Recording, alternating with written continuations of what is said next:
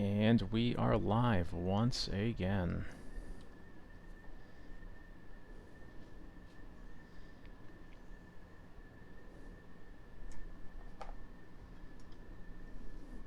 It's fine. Thursday evening, Thursday 22nd, September 22nd, whatever month it is.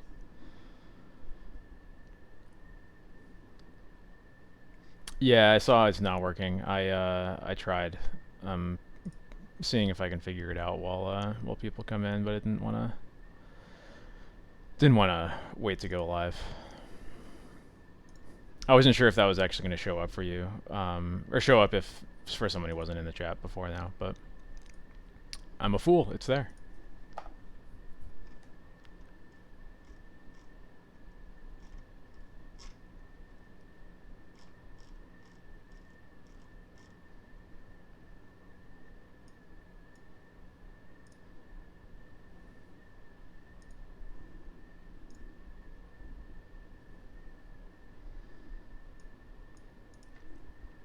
As people trickle in. Like I mentioned on Twitter, we are playing the same list we were playing last week. Lots of ley lines, lots of Graveyard Hate, and we're trying out 2 Lion Sash in the main deck. Other fun thing, you can subscribe to me now. I'm now a Twitch affiliate. Maybe someday we'll get some emotes in here and everything. But yeah, I'm the real deal or whatever.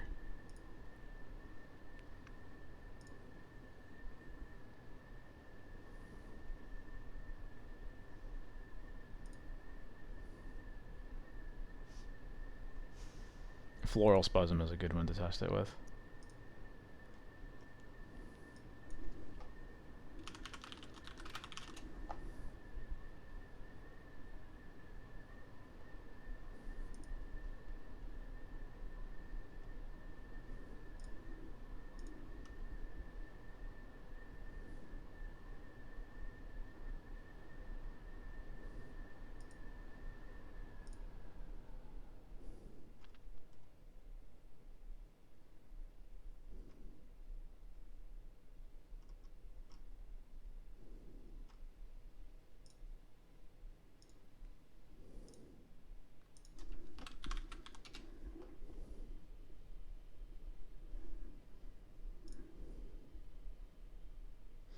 There it is. MTG Bot is here. I did it.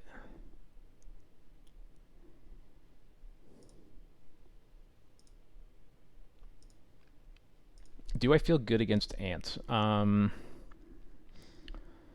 It's kind of a coin flip. I think whether you're on the whether you win or on the play game one is a pretty huge factor. They usually don't kill you on turn 1, but because they can relatively consistently kill you on turn 2, you really want to be able to interact with them. The nice thing is, I think because of how weird Tess is now and how it's like so targeted against the blue matchup specifically, I actually think that matchup is probably better than it used to be. But at least in the case of ants, your Graveyard Hate is better against them than it is against Tess. So I don't know. I haven't played against it in quite a while, so I'm kind of spitballing there. But I would say I would be kind of scared, but not like terrified, I guess. Most important thing in the mirror. It's an interesting question. Probably Stoneforge Mystic, I would say, if you just wanted to narrow it down to a single card. Sometimes Cauldron will just end a game because you ignore what they're doing and it's a very slow matchup. Sometimes Jitse will win the game because they don't have a Skyclave, and you just get to kill all their creatures. It's like, I don't know. I would. That's a hard question to really answer, I think, but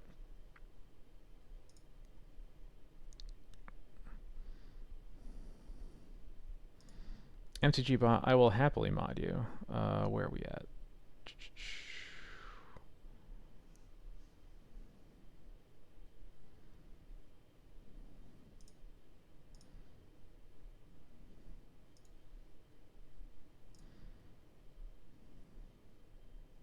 don't want to ban it. I don't want to time out. Where is the mod button? I'm so good at streaming, guys.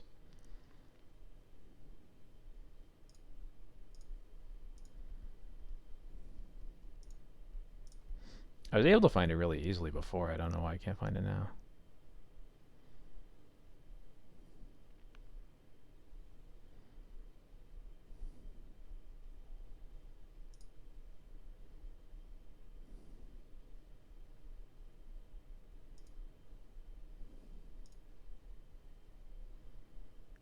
Anyway, I'll figure that out later. Hello, everybody. Thank you for joining me. Before I lose complete track of everything that's going on, we're going to hop into the league.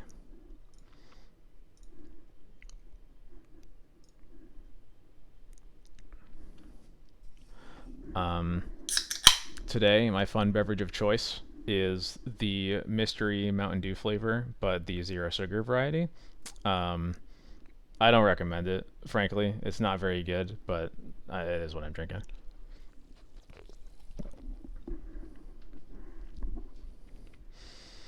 How do I think it is against Jank? It is okay. Skyclave being a universal answer to most permanents helps. Solitude helps as like a, you know, as a stopgap against like at least any weird strategy that uses creatures. I don't know. I think D&T is like okay. This hand is very, very funny, but I do not think we are going to keep it. I'm thinking about keeping it, but we're not going to. This hand is amazing. What are we going to put back? I would really like to keep all of these cards. We probably put back the Solitude, because Solitude's worse on a mulligan, and if we need one, we'll get it with the Recruiter. That's where I'm leaning. Yeah. Yeah, I don't taste the grape in it, but you know, it's still not good, let's be clear. Seat of the Synod, Shadow Spear. 8 cast, huh? My refusal to think about 8 cast is finally coming to bite me. Alright. At least this is a slow start. I got that going for me. Alright, cool.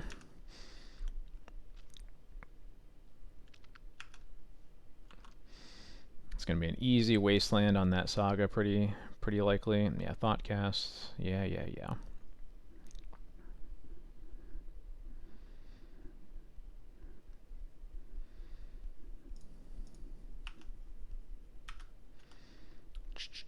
What do we draw here? Spirit of the Labyrinth. Okay.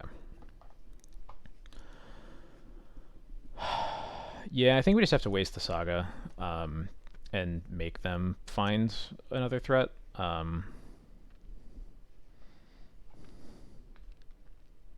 Yeah.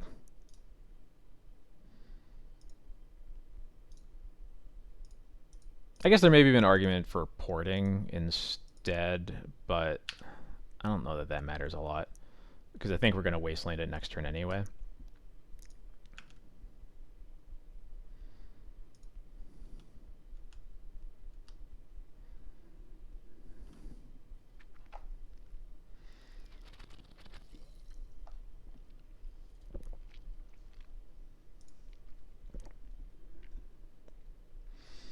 They have an island. Sai, okay. Sai isn't the scariest thing.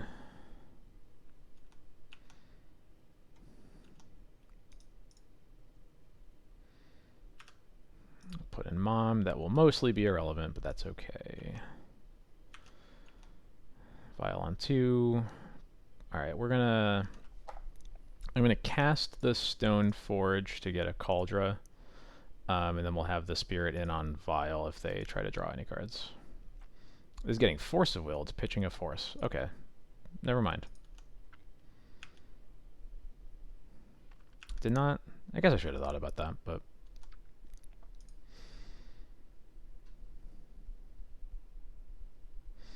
I was going to say, I think, like, Spirit being the thing that resolves might be better anyway. It's hard to say for sure, though. Alright, cool.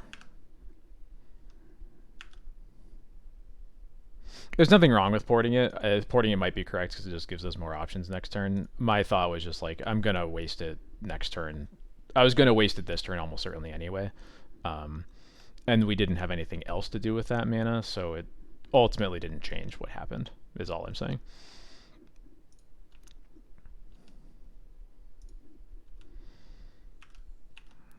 Vial on 3. What do we draw? Plains. Okay.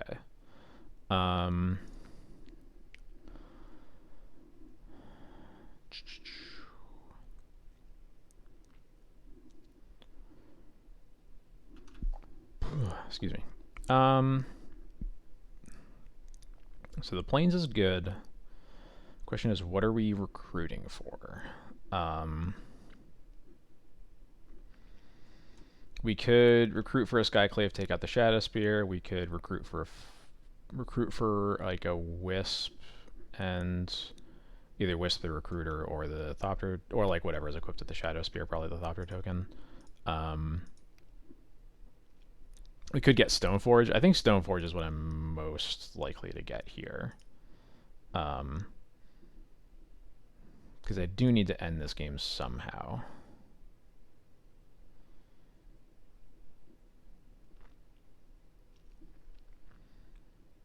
Yeah, I'm gonna get a Stoneforge.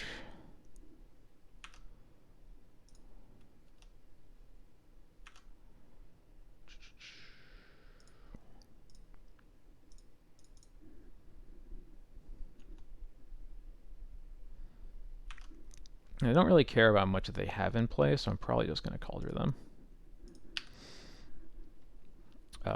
Flicker token, have another block in the air. Yeah, I thought about that, but I think it's I don't think it's doing enough to pressure them when we probably are looking pretty bad in the long term.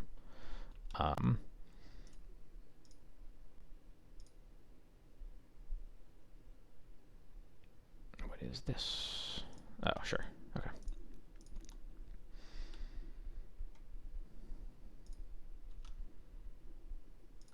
We will keep that on 3 for now. What do we got? Thalia. Okay. That's pretty much irrelevant. We're just going to put in Cauldron and hit him.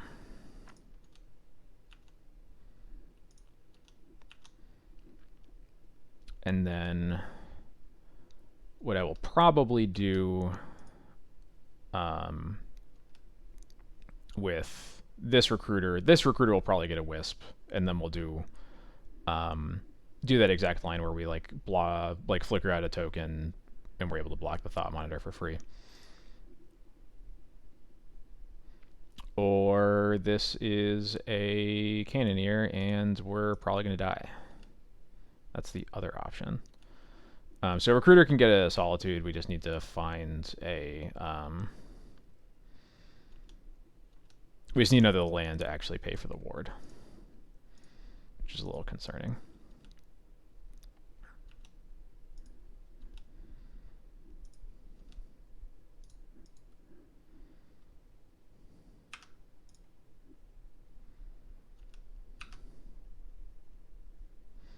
Solitude.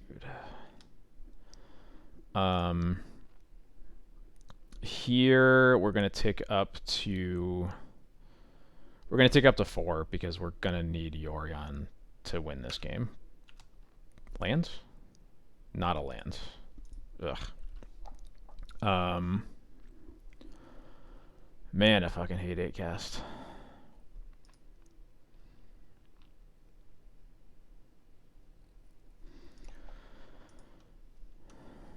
So I think what I'll do here is I'm going to, gonna attack with Cauldron. We're gonna put Yorion into our hand. There's a very high chance that we're gonna have to like Solitude one of our own things, probably the Cauldron, to live through the Cannoneer attack. If we have to do that, it sucks, but Alright, at least that doesn't draw cards, but it does mean that we are... oh, we are actually just dead from that one, aren't we? Yeah, because they...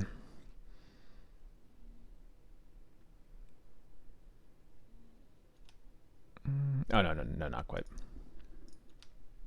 See, it's a 7/7. They can move the Shadow Spear over, make it an 8/8. Then we can Solitude something to live. Yeah, okay.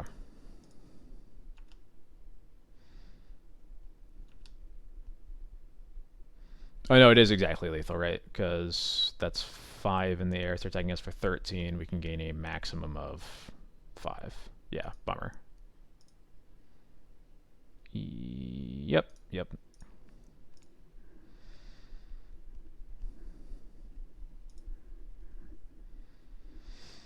I think that 8 cast is a huge bummer. Rough start. Bringing in the Judgments. This is a matchup where Peacekeeper is not... This really isn't what Peacekeeper is for. But they have little enough removal that sometimes Peacekeeper will stall the board long enough for you to like actually get stuff in play and be able to deal with their things. It's not a great plan. Nothing about what we're doing revolves around Peacekeeper. It's just better than some of the other cards that we have. Namely, these moms are bad.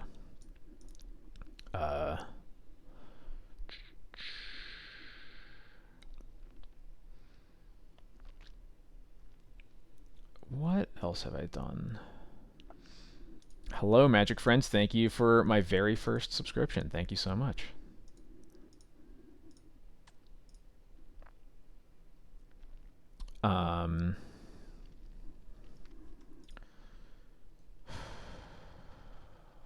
What else have I taken out? I could bring in Cage for Emery. Sometimes I do that because it lets Crocus focus on Psy, but it doesn't actually do... I don't think it does enough. It's probably better than a Mom, though.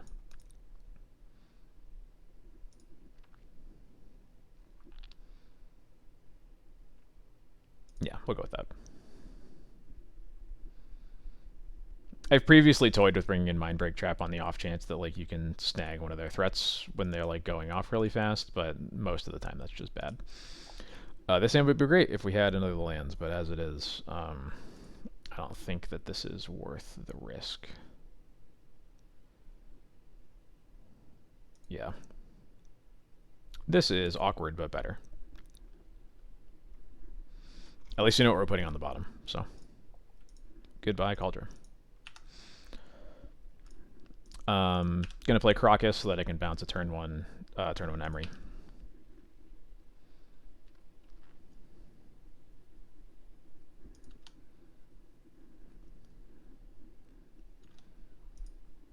Yes, definitely doesn't do anything. Definitely not taking care of a baby upstairs right now.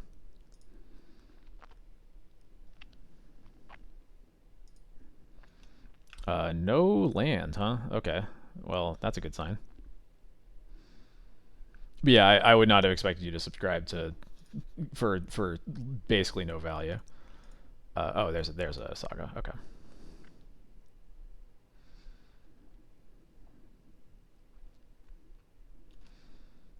All right, they just doing it in second main for the memes.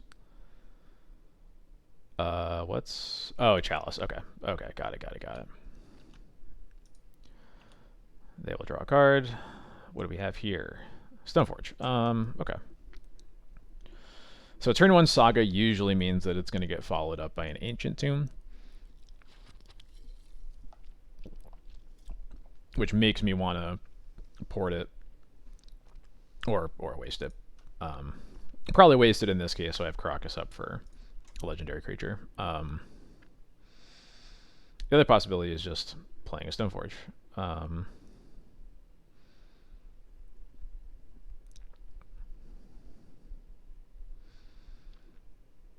I think I'm going to play Stoneforge because at least Stoneforge in play is one way to deal with these Saga tokens.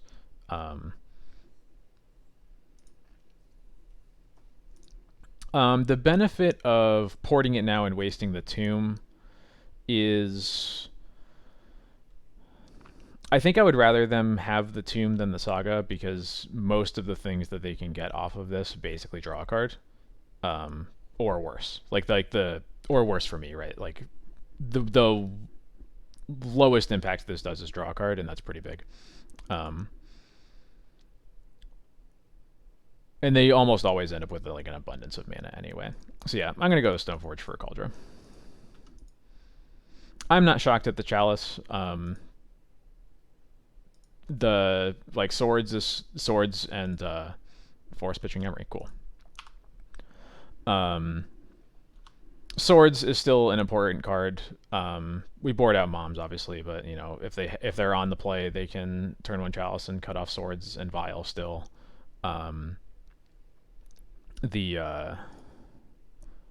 Oh, they are just not getting a construct. That's cool. In that case, so what are they going to get? They're probably going to get like a... What are they going to get? They already have an Opal, so they can't get like a real mana source, but... Moonstompy does not board out Chalice. They board out Blood Moons way before they board out Chalice. They're just forcing again. Force Pitch Cannoneer. Okay, this is not... this is really not the plan that they want to be going for. But yeah, Moonstompy does not board out Chalice against DNT, because the only way you win is through making like a really big board with goblins, and swords is the best card against that. Obviously, it's not that good. We can play a bunch of cards through Chalice, but it's stopping an important avenue of interaction. They're just getting a Retrofitter? Okay. That's annoying. But yeah, I think the legendary creatures are worse than Chalice. I'd have to think about what else. I don't remember exactly everything that's in that is in this deck.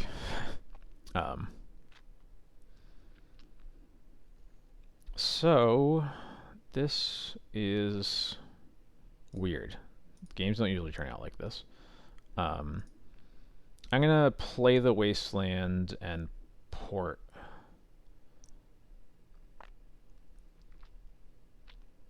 Yeah, play Wasteland, port the seat. Next turn, we'll plan on playing Iganjo, putting Yorion in our hand, doing the same thing. Holding the Wasteland for a Seat of the Synod, or for Saga that we see.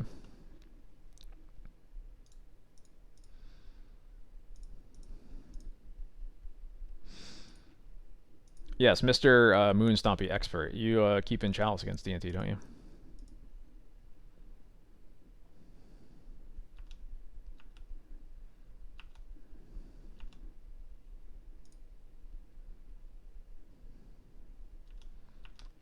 Another Seat of the Synod. That's fine.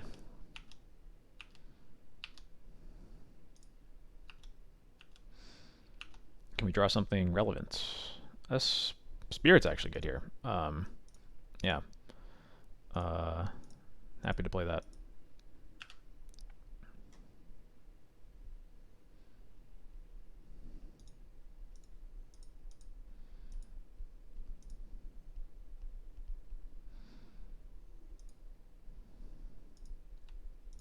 Yeah, for sure. I think Wisping Chalice is a pretty big deal. But I doubt they have. I mean, they board in what, like 2-3 Dismembers and probably nothing else for the matchup. What are they doing? And I imagine, like, again, the legendary creatures, because of Karakas, aren't that good. There's probably some random Saga tutor targets that they don't have a reason to keep in. Can I get an answer to this Retrofitter Foundry? No, I cannot. Alright, well, we're never losing to Urza Saga at the very least. Hey, we have every unique land in the deck out right now. That's cool.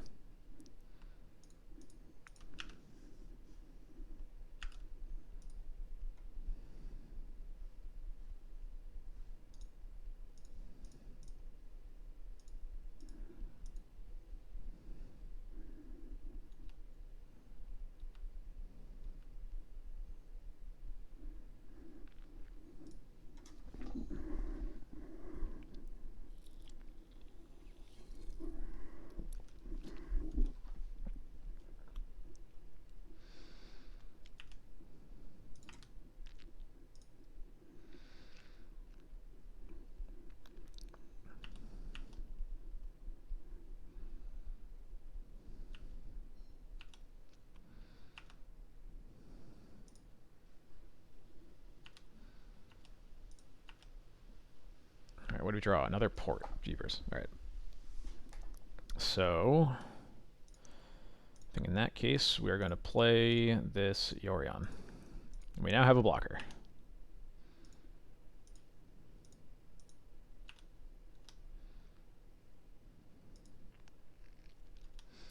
And I'm not going to port them because at this point there's not really much to be gained from it. What is this? I'd rather keep the Caracas up to save Yorion from a potential dismember.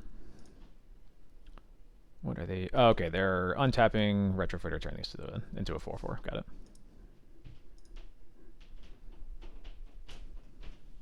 Or making another 1/1? Okay, sure.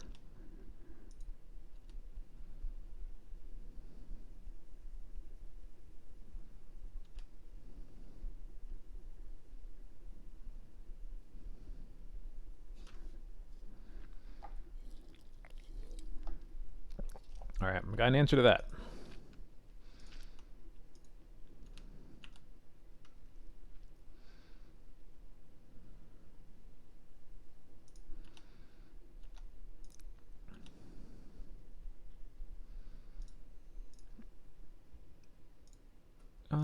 Yeah, I'm just gonna waste it.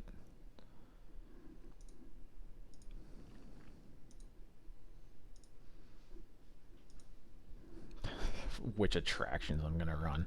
Only trash bin. Just gonna illegally register a deck with 10 trash bins. Yeah,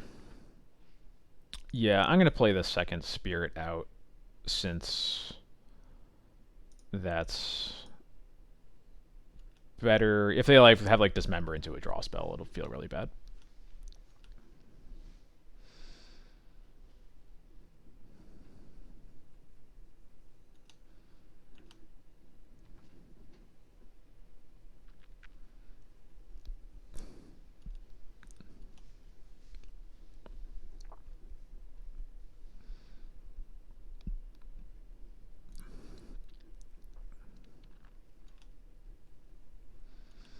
Gonna make 2 4/4s here. That's fine. We'll block one of them.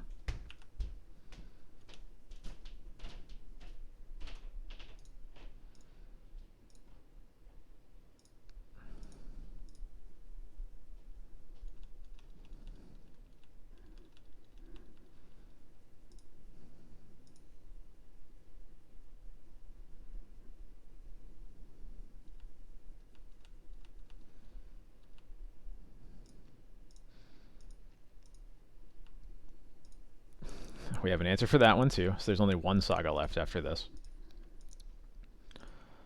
It's funny, I feel like this is a really good example of why people don't play Retrofitter Foundry anymore. They've just had like free reign to activate this like 4 times a turn for like 5 turns, and they still can't attack. It still can't attack into my board. Like, it's just not good. Jite, that's good. That is very good. Can we... Let's see. So we can Field Ruin the Saga, get up Plains, cast Jite, equip, play Caracas. Yeah. I guess there's not a lot of... Not a reason to do that, I guess, because they can just fog the... They can fog Jite with the Retrofitter. So we'll probably just Field Ruin this, and then cast the Jite.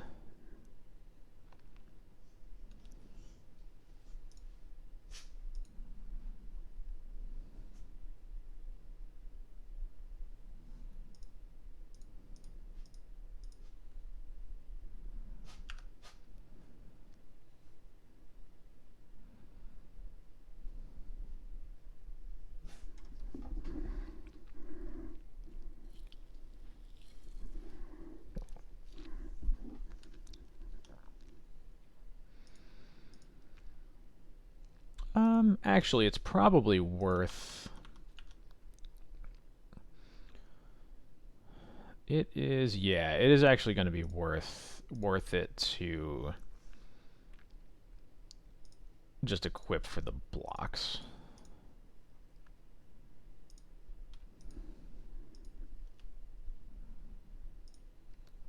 Because they can make a...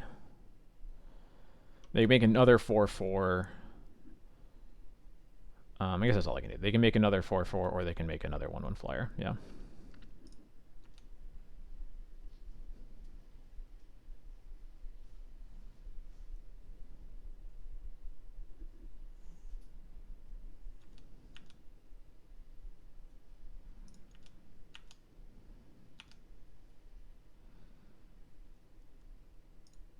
That is not super relevant, but it is a card.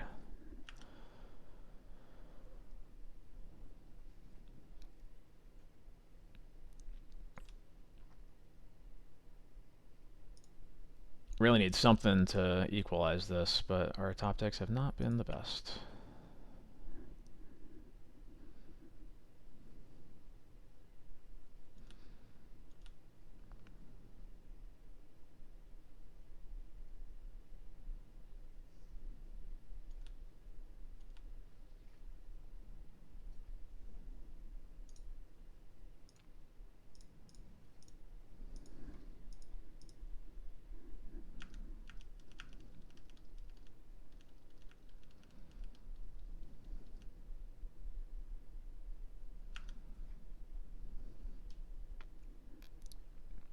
There's a decent chance I'm just going to play Peacekeeper on my next turn to hold the fort while we look for any card that matters.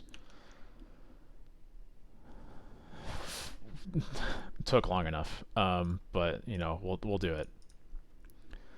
All right, they no longer have a Retrofitter Foundry, and that is very, very, very important. So. And they don't even activate it. So we can attack with Yorion, we can get 2 GT counters. We can also probably move the GT over to the Thalia, and then they basically will never be able to attack ever again. Basically. Yeah.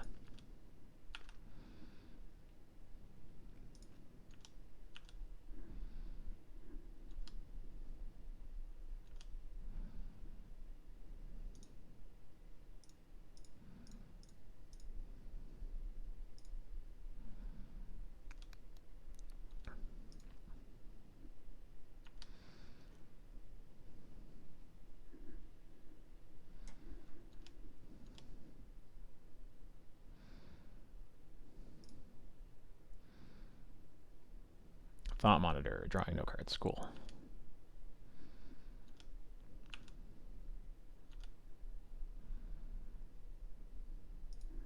Iganjo. This Iganjo costs 1 mana. That's pretty cool. I don't think I've ever had Iganjo only cost 1 before. So I think we'll just move this over again.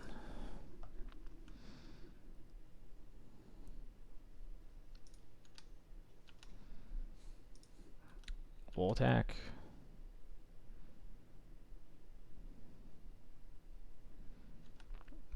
Fine with them chump blocking. Move this back over. Now we have Thalia with 4 GT counters and an Iganjo up to protect us from any sort of big attack.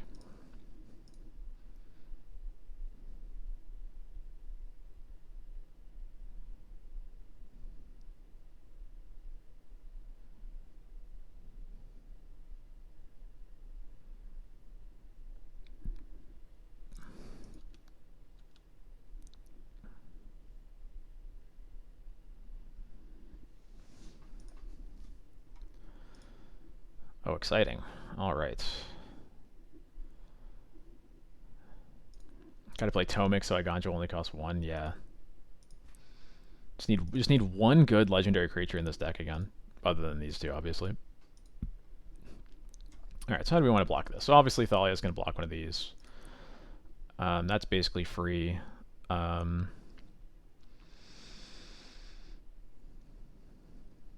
see. So Yorion needs 3 counters to be lethal. So what we could do is Thalia's going to go. Thalia pumps once, kills that. We're at 5 counters. Skyclave can block another one if we even care about Skyclave blocking another one. And then we give -2 to that.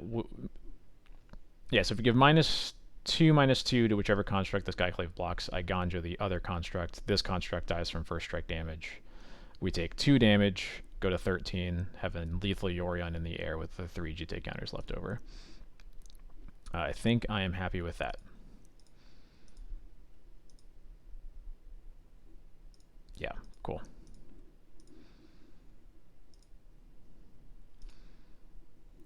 We will pump once.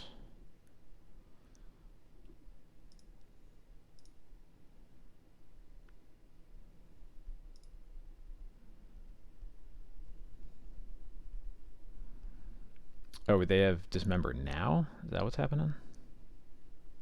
They do have Dismember right now, but that doesn't really matter because I'll just pump 2 more times. So I guess the question is, do they have another Dismember? In which case, they're just dead in the air anyway. So we'll make them have it.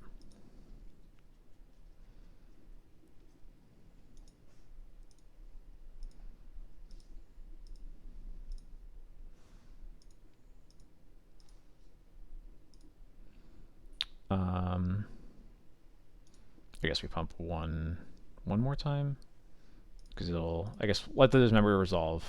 Thalia's a 3/2, so we pump one more time, yeah. And now we can also Iganjo this one, so that one's dead.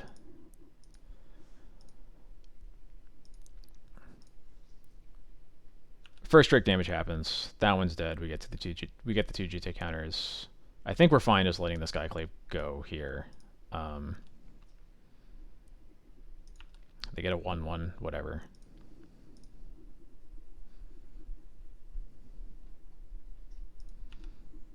Emery, sure. What do they mill? They mill Opal, Bauble, Island, Tomb. Yeah, that's fine. Yep. All right. We will draw a Solitude. Cool. Not super important, but glad to have it.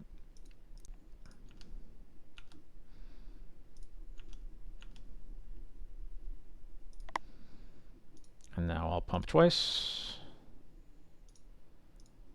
Make them have another Dismember or whatever. And they do not have it. Cool. Alright, that was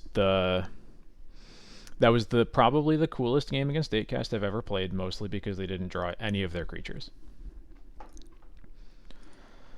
At what point do we play Yoshimaru? I don't remember the text of the card, other than that it's a 1-drop.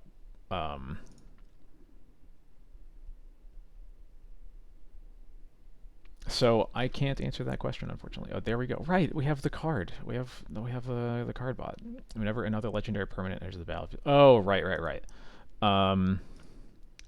It is neat. Probably a solid never, unfortunately. I wish this hand had a removal spell, but I do like that it has all 3 2-drops, and all the 2-drops are really good against them. So it also has Caracas if they play like a turn 1 Emery again. We're basically only weak to, of course, turn 1 Saga into turn 2 Ancient Tomb.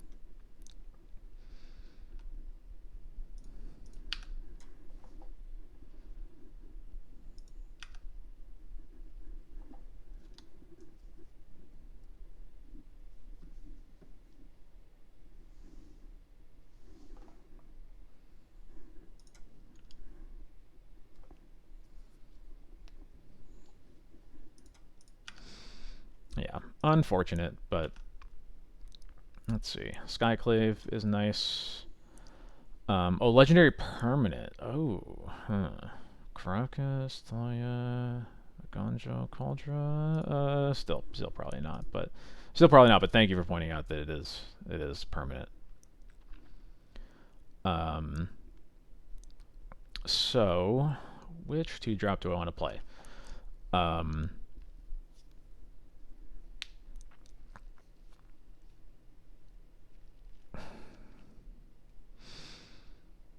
I think I'm going to play Thalia because they haven't actually played any artifacts yet, and that's going to slow them down the most. Yeah.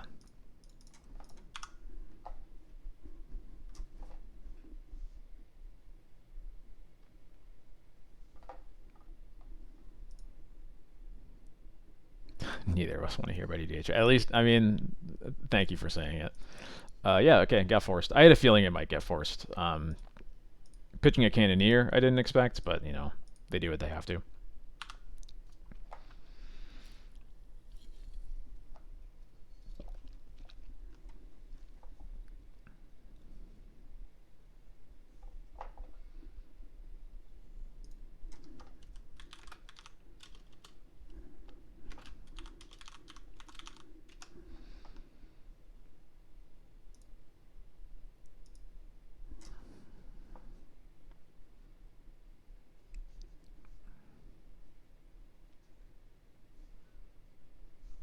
Alright, what's happening to us? Ooh, icky. Well, we can bounce the Psy, but now these construct tokens are suddenly huge. I really wanted that Thalia to resolve for this exact reason. Let's see. At least we have a Wisp for one of the construct tokens, but man, this doesn't feel good.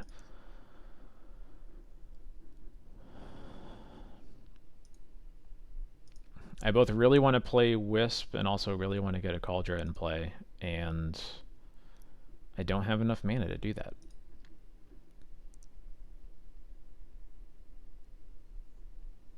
But I think because it is the most mana efficient, we have to start with Wisping one of these.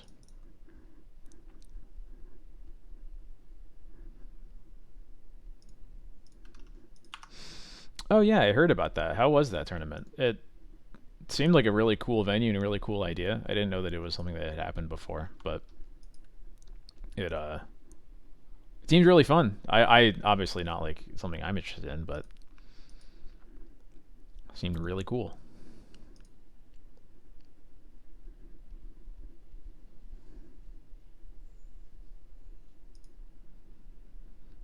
Yep, and this is what happens when we're on the draw and our 2-drop gets forced. Yeah, it's a nightmare. Just gotta block it. Alright, we really need to draw a land. Cool. I don't know how much it helps, but it helps some. This Aether Spellbomb is obviously a problem.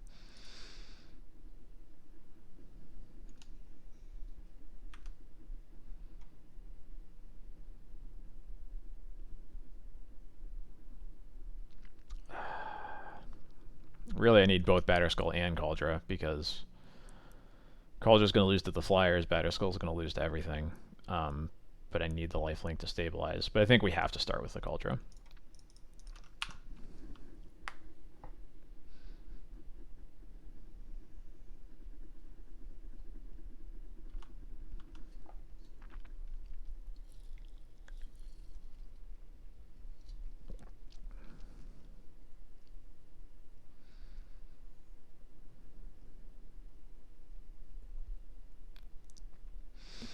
So this is, yep, definitely lethal. Yeah, we just got a chump there. Not really much else to do. Land. So we can put in Cauldra and recruit a Skyclave, or recruit a Solitude or something. That's not too bad. We'll start with this.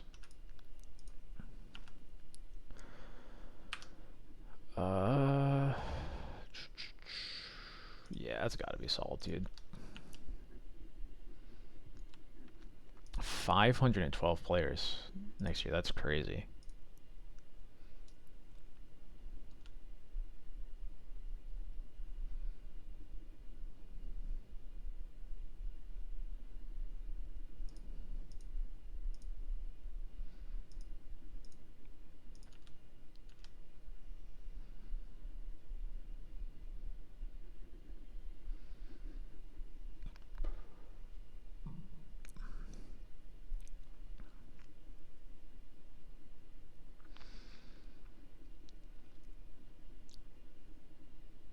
Yeah, I think we put in Cauldra. They're gonna spellbomb the Germ. And then we'll Solitude the Construct. And then lots of Prey in to do after that. Actually, do we Solitude the Construct? We might actually just have to...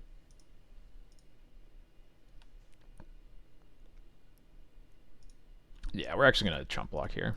I lied.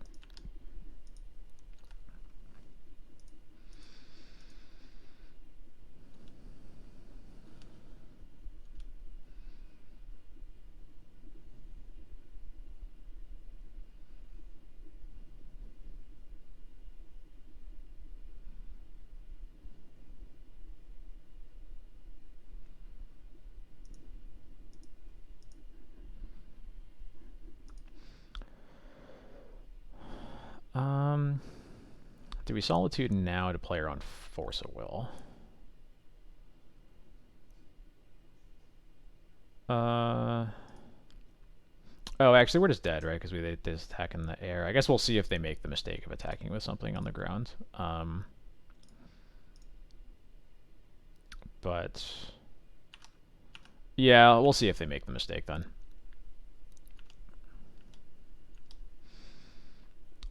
I will bounce Psy in their upkeep.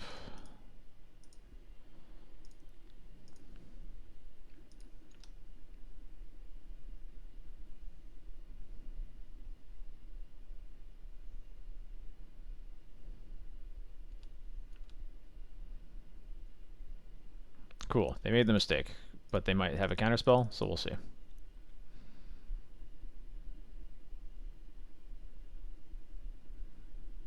Yeah, if they just have Force here, we couldn't beat that anyway.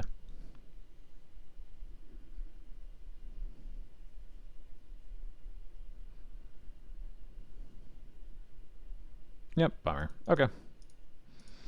That's a cast. Do not enjoy playing that matchup at all.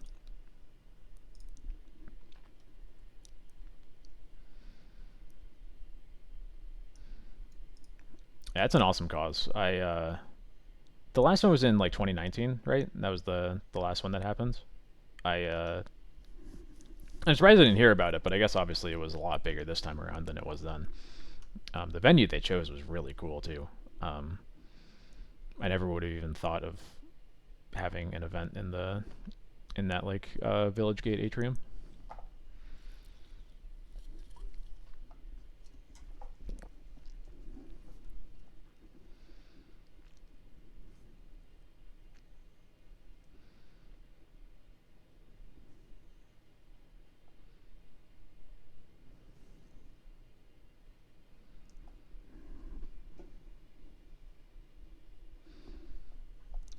Almost done with my bad Mountain Dew. Mountain Dew, I'll accept sponsors, just not because of this soda.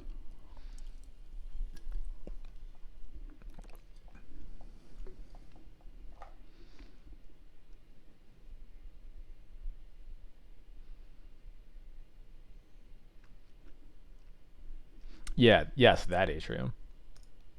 The exact one where we took wedding photos. Oh my god, if I got free Baja Blast, it would...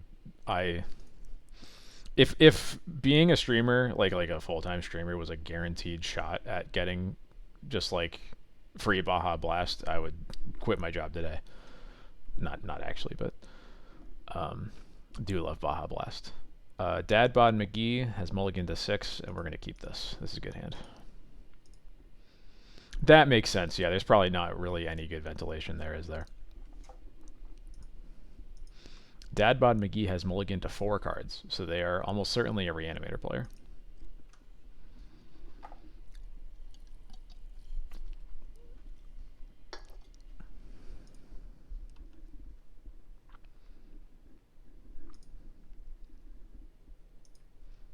Could be Oops. I feel like... Yeah, it's almost certainly one of the two. I think Oops tends to... I assume Reanimator just because it's more common. And yeah, plus like Oops has to mulligan sometimes, but they don't mulligan that well, like aggressively. But we'll see what it is. Taiga, we're all wrong. Is this madness? No. Is it just depths that had extreme garbage hand? Is that all that happens?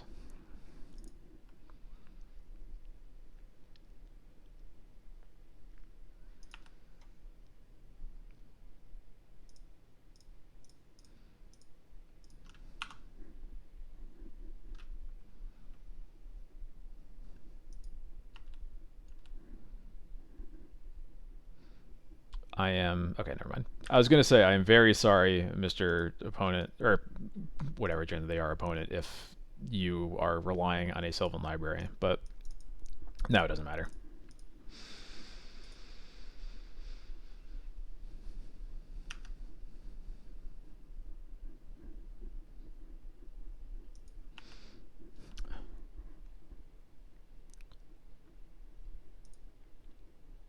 Due for nonsense, yeah, for sure. We are definitely. As much as I want to call Aidcast nonsense, it isn't actually. I just don't really. Okay, it is just lands. Lands with a very, very bad start. In that case, gonna attack him for 3, and then recruit a Stoneforge.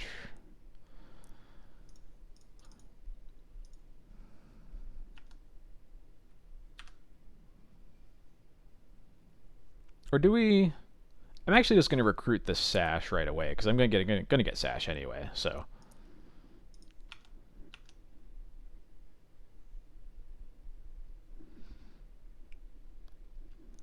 Yeah, it's hard to imagine how bad their hands would be that they had to go that low, I agree. Although, lands doesn't usually play Elvish Reclaimer, but I guess, like, it's not an unreasonable card to play, so maybe I'm overthinking it there.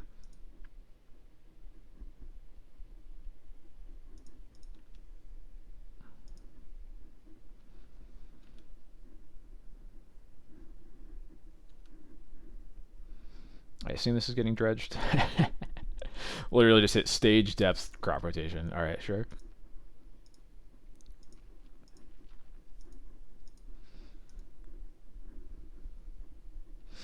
I don't even know if lands decks play 7 lands that only make mana. To be completely honest, like, it's almost all utility lands now. Punishing Fire, sure. So wait, you're giving me... Oh, okay, they just conceded. Okay, I was gonna say they're giving me an opening to just sash one of the two things they need to loan back, but nope, doesn't matter. All right, I wish I had another rest in peace for this matchup, but that's okay. What do I usually do here? Jite is not very good. I usually cut some number of swords, basically between like some number of swords, some number of Thalia, especially on the draw. They usually get enough mana that Thalia won't really matter between Mox Diamond and Exploration. But at the same time, swordsing and Merit Lages are just not something you really need to do that often anymore. So it's usually between those two cards.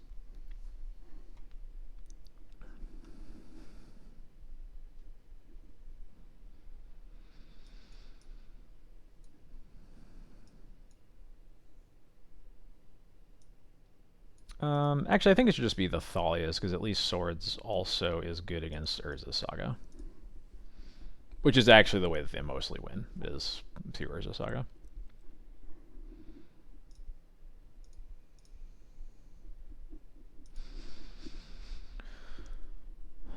This hand is medium.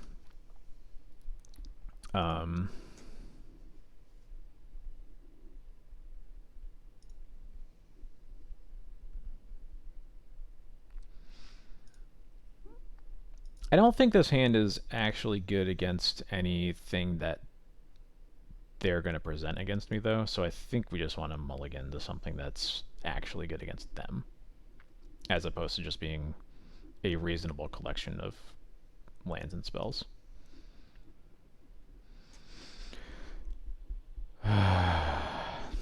happens again.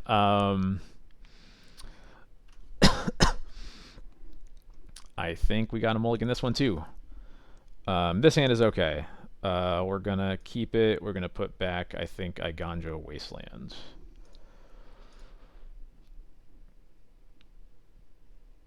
Yeah.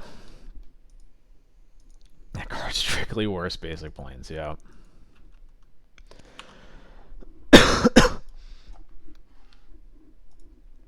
They're aggressively fetching this Taiga, which is a little weird. I'm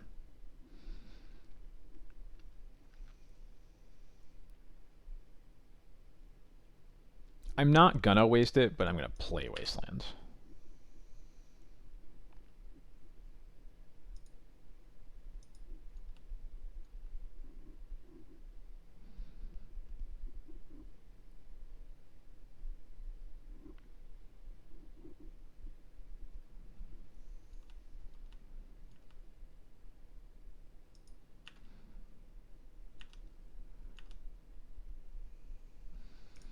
Alright, we're gonna Stoneforge away. Oh my god, my lands are broken by their Yavimaya.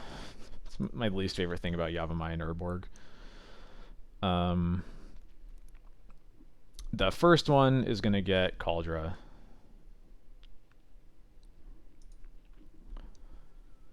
Oh no, we're talking about... Oh no, no.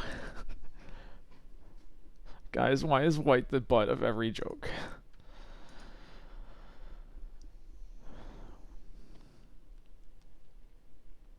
I still can't believe that tweet though. That like,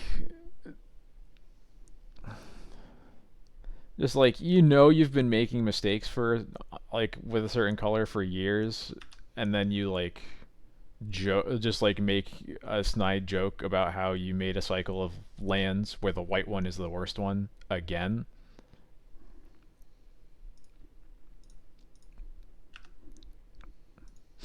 Yeah, first one's getting Cauldra, second one is definitely getting Sash.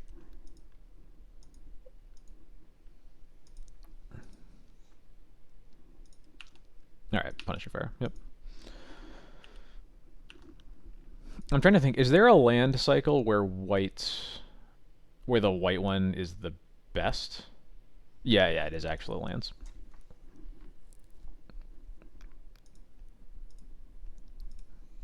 Yeah, I thought it was depths too, because they're in game one game one they mulled the 4, went turn 1 Taiga Reclaimer. And then their turn 2 was Yavimaya Loam nothing, and then they just like basically conceded, and they showed us a Punishing Fire and then basically conceded. So now we'll get Sash with this one.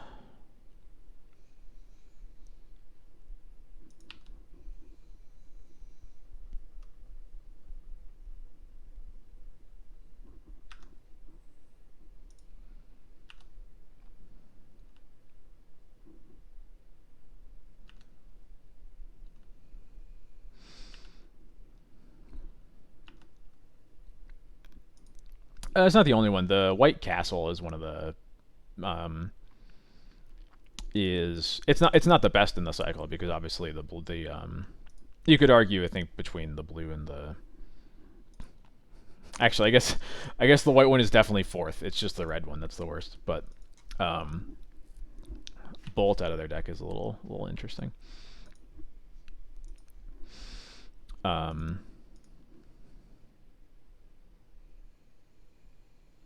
Okay.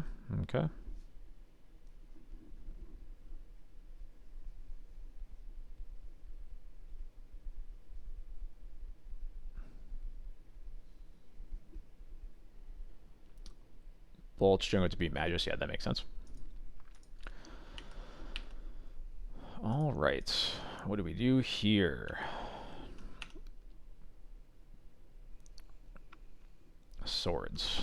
Not really what I want to see. So if we play plains and we play Sash with 2 white up, then we can... We beat the Punishing Fire. Basically, whoever blinks first loses there. And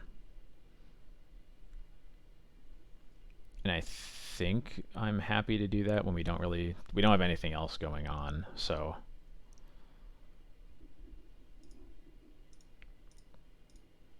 Yeah.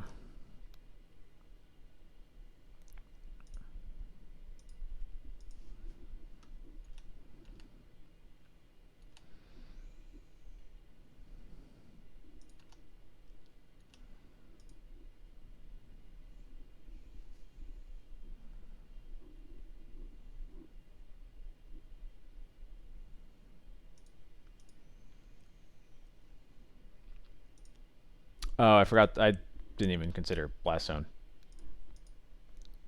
That explains why I didn't put it to hands, but I am going to eat it now then. I feel like I'm kind of happy for this to be what they're using their Blast Zone on, though. Especially because I also get to eat the Blast Zone after they use it, so. Yeah, yeah.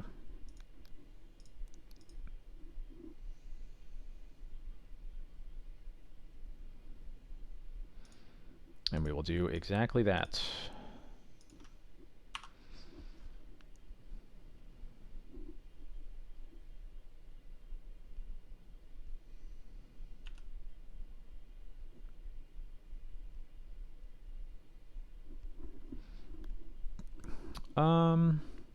So we can just play land, hold up Solitude. We could put Yorion in our hand and like tap the Thespian stage. I think I'm into the Yorion line. Because the Solids, they're at like way too high of a life total for Solitude to be a meaningful clock. We could port waste the stage.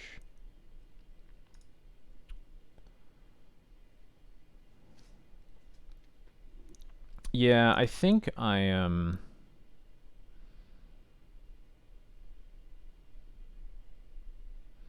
I think I'm fine to let them copy a basic with stage if they want to. Um,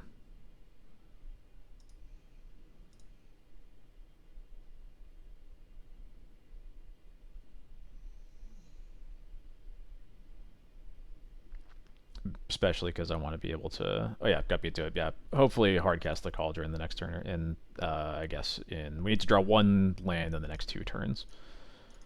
Um, so hopefully that happens.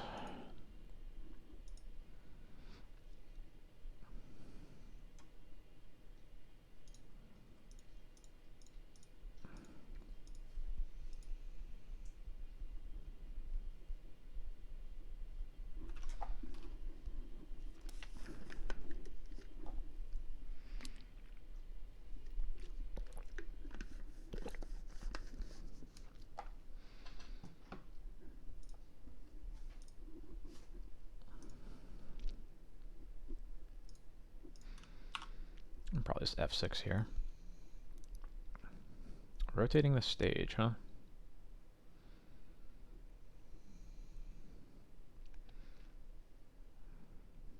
They just have another stage in hand.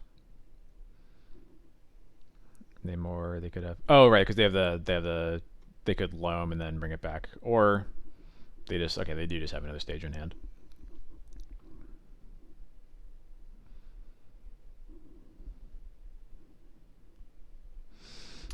Ghost Quarter versus Field of Ruin. I'm playing Field of Ruin still. I don't mind it. I think Ghost Quarter is better in some matchups where like you don't really have the time to activate Field of Ruin. I think most of the time in playing in leagues, it's just better to. I prefer just having my mana be more consistent. Oh wow, even better. We don't have to use a removal spell on it. Cool. Do we? Let me think. Just thinking about whether we like waste and port them to keep them off of a life from the loam. But if they had a loam, they would have already cast it. So I probably don't care about them having having 2 mana versus 1 mana. Yeah.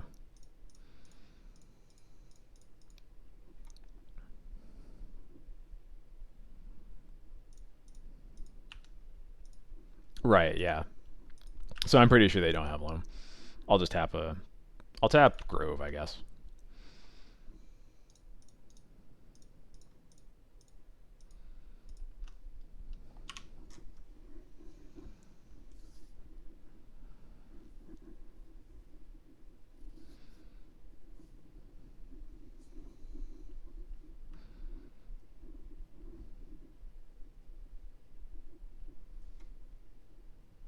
Sure. Oh, they just concede. Okay. All right. That was a very weird, uneventful match against lands. I think leaving up waste. Yeah, I guess I probably should have left up wasteland versus the plains, because it's not likely that we're going to be swordsing anything anyway. Yeah. I guess almost impossible that we swords anything.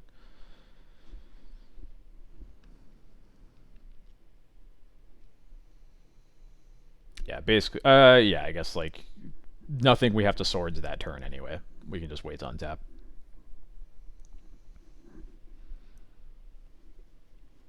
Yeah, yeah, for sure. Definitely agree with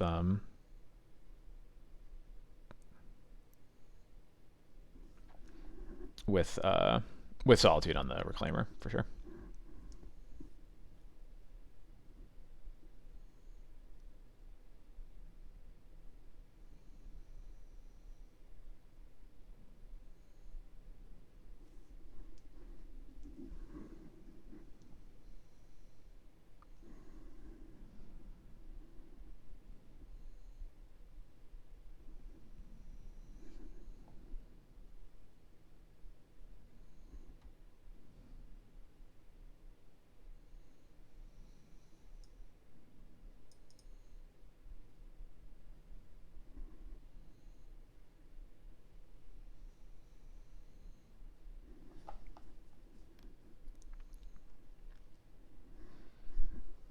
So what's everybody drinking tonight?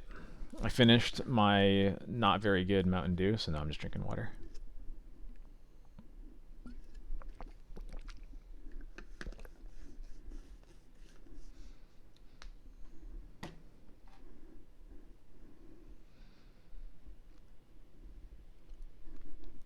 Always stay hydrated. Oh, highlighted message. Oh my gosh, I feel so special. 9 p.m. iced coffee. I love that.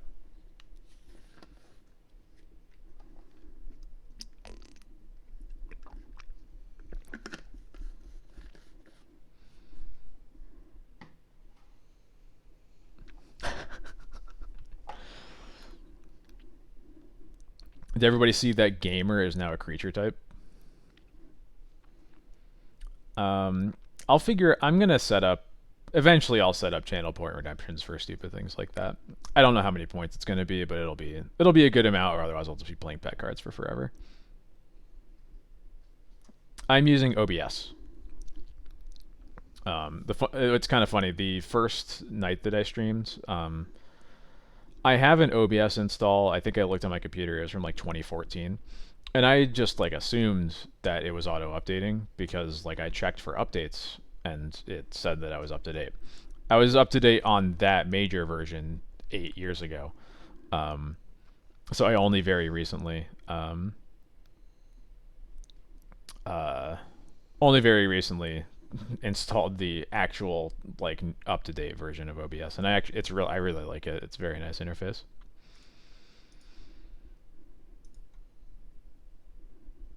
I've used XSplit ever before, but that's even longer ago, and I honestly don't remember anything about it. This seems great. Oh, it makes sense that Timmy would have been a gamer, but I guess this is the first. This is the first legacy. Wait, actually, is the gamer card legacy legal or not? I don't remember.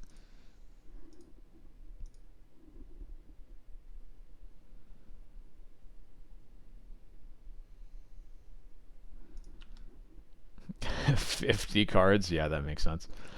All right, with this weird avatar in a Bloodstain Mire, almost certainly getting reanimated, and they just have a slower hand, but, you know, we'll make them have it.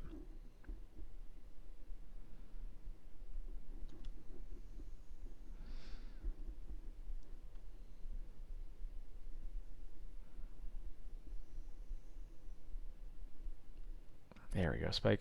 I'm surprised I didn't know that those. It totally makes sense that those cards were gamers, but I didn't actually know that. Oh, they're just emissarying me? Okay.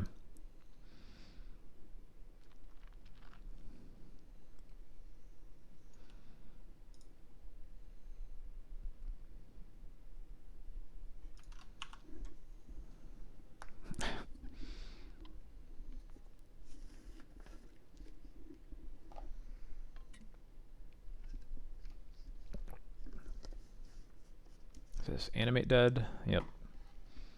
Pick enchantments. Pick enchantments.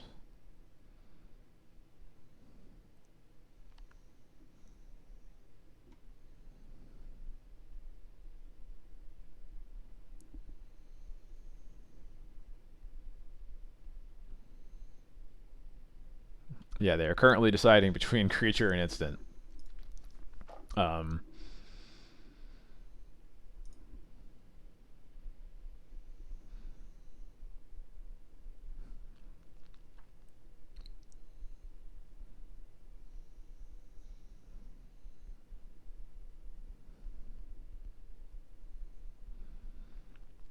for what it's worth, I think it's basically always creature.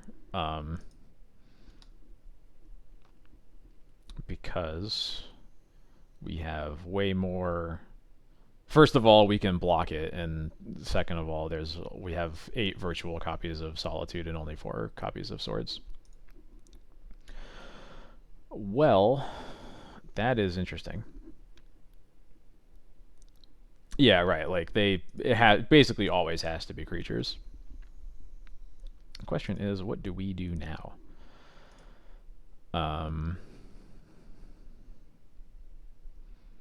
Oh, you know what we can do is we can Stoneforge for Sash, play Sash next turn, and then we have a turn where if we draw a land, we can Wisp the Animate Dead, Sash the Emissary before the Animate Dead comes back. Alright, cool.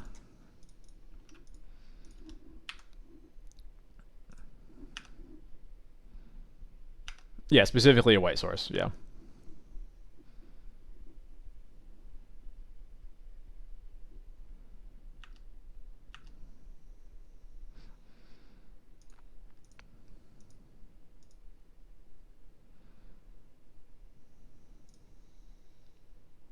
Well, that's just fucked up.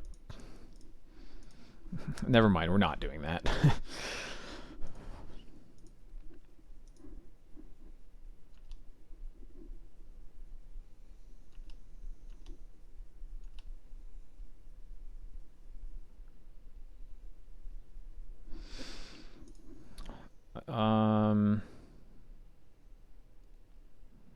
So we can Wisp Stoneforge to get another Sash. Is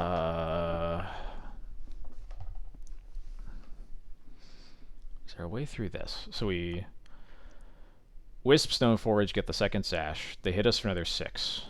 Next turn, we actually can just do the same thing. We're just going to be at like 2 life instead of 14, right? And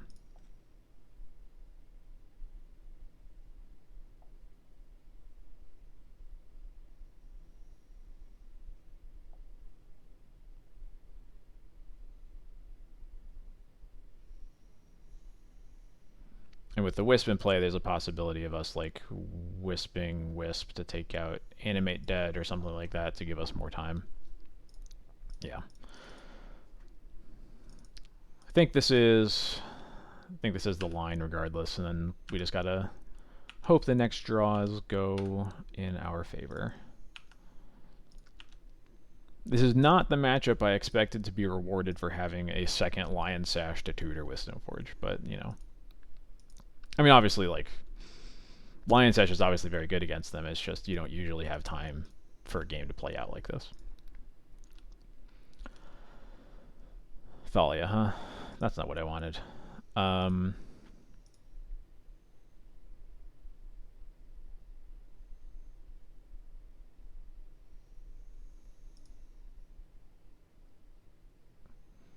Yeah, so I think we're just running the same line. We just gotta hope to draw a white source next turn, right?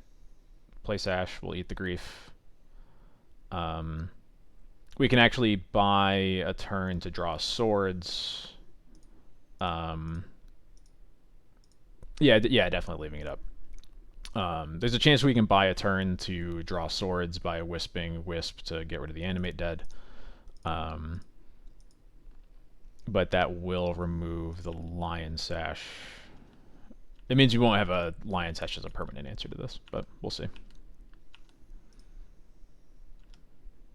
We can still draw Skyclave, obviously, so we got a few outs.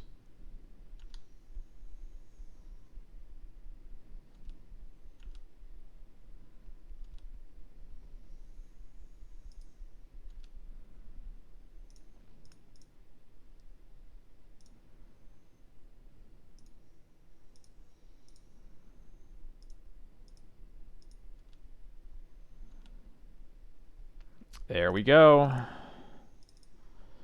That's one of our outs.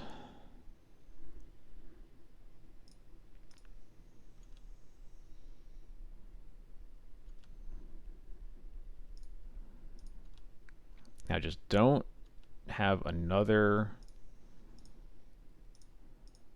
reanimation spell. Yeah, we're stuck with everything.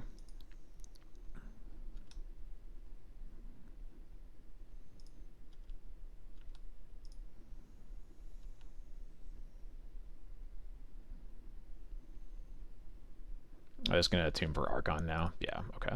So they still have to top deck the reanimation spell though, so we got a chance.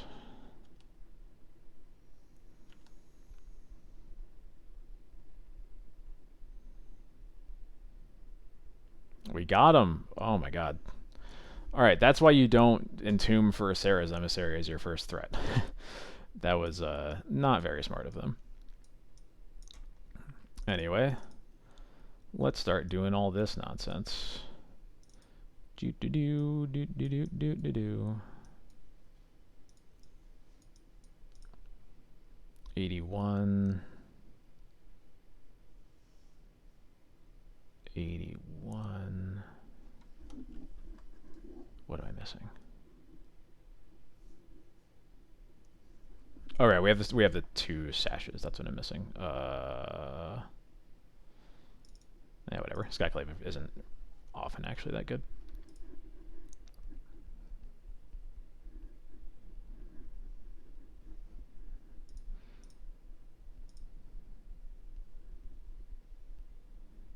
Yeah, Skyclave versus Commando. Yeah.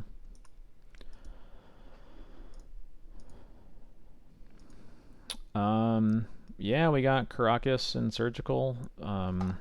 We have. I think this is pretty good. It's not amazing, but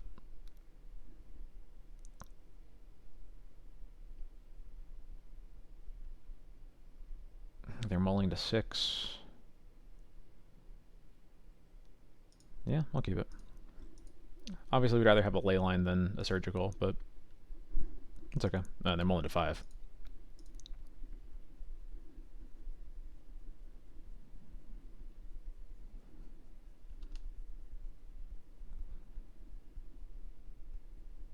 Of course, they have Thoughtseize. Or the Thoughtseizing themselves. Okay. I should have checked the targets there. And they are going to reanimate Archon, and we're going to surgical it, and then the game's over. Cool.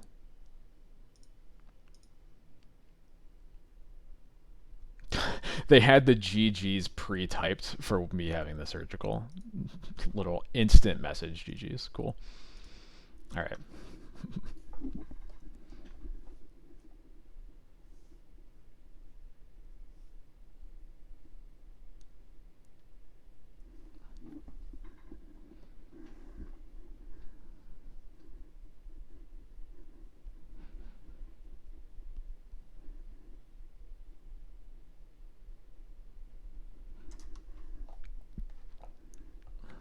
That game 1 line was wild. I'm sad we didn't get to run the cool didn't get to wisp the animate dead line. That would have been really cool, but you know. Still one, really can't complain. How many channel points for me to GLHF? That's a good question.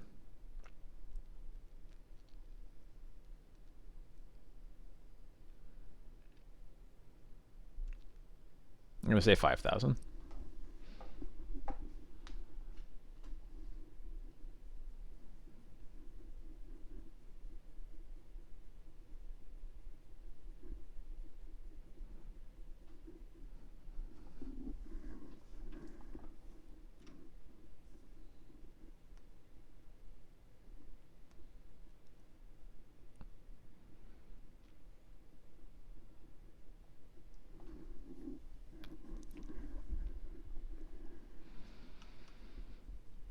Queue times are a little long tonight. Hello. Let's say 10,000. I don't know. Just spitballing.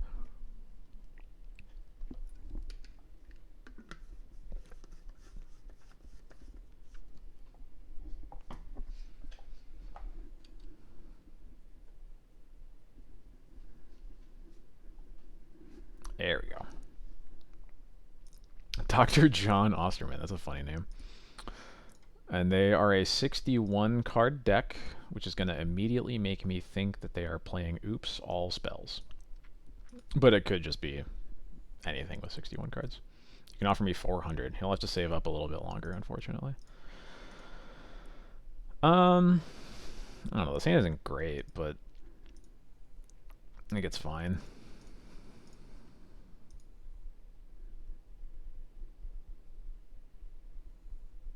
Notably, starting match 4, I don't think we have... Yeah, we have not seen an Aether Vial yet. For all those 60 card truthers out there.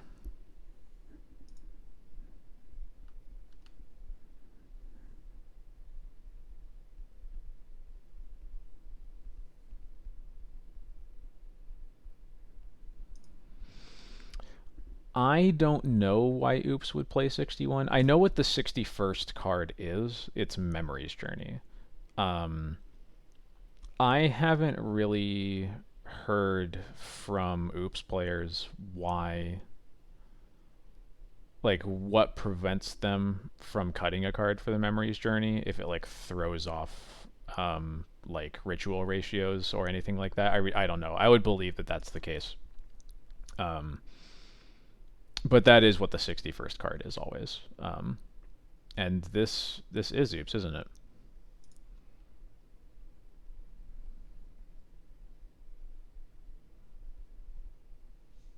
It is Oops, yeah.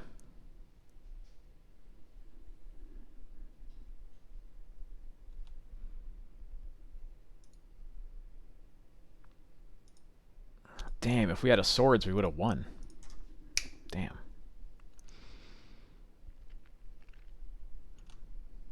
Bummer. But yeah, we can see here. Here's the Memory's Journey. One interesting thing I've seen some lists on, yeah, is this is a single reanimate.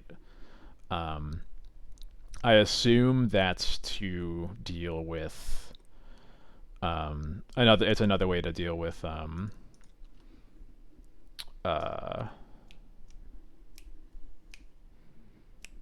Dread Return getting countered. They milled all 4 packs, so we also would have won that way. It's a bummer.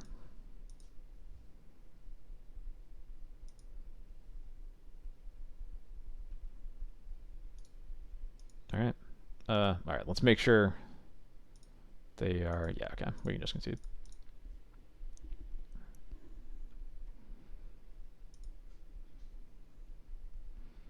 Alright, well, thankfully, most of these work. I think it's everything but the Peacekeeper. Maybe not the Council's Judgments. We'll see about this. Commando doesn't do anything. Mom doesn't do anything. Jite, Batterskull don't do anything. Flicker Wisp, no. Timeless Dragon.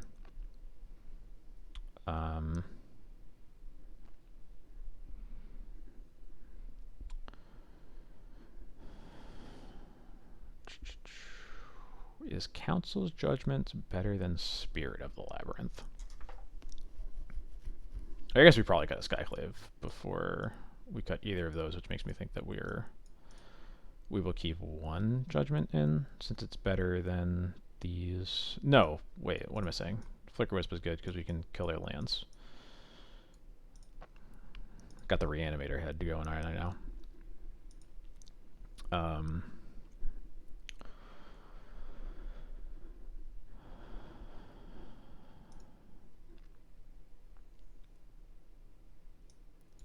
Skyclave's not great.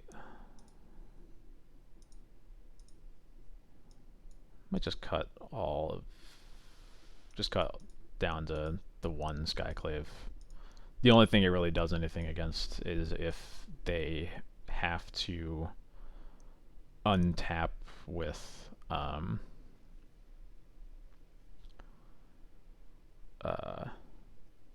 if they have to untap with Undercity Informer, or it can get Chrome Mox or something like that, but that's not likely. But I think this is good. Yeah, we'll go with that.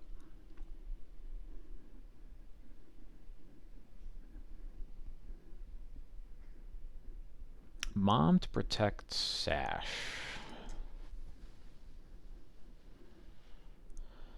That is a fair point. I would have to give that some thought.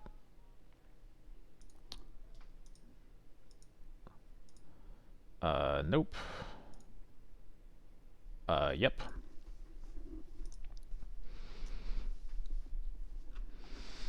Mom to protect Sash is almost certainly better than that last Skyclave. I would believe that that's actually better than the Spirits.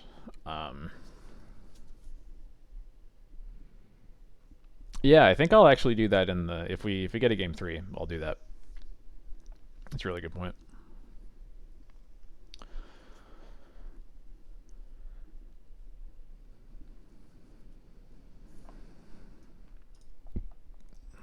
Looking at this hand, we are annoyed that Force of Vigor is inexplicably kills 2 things. But hopefully the Leyline of the Void buys us enough time to draw like a Surgical or a Mindbreaker or something like that. Oh, I got Thalia. Thalia we get to.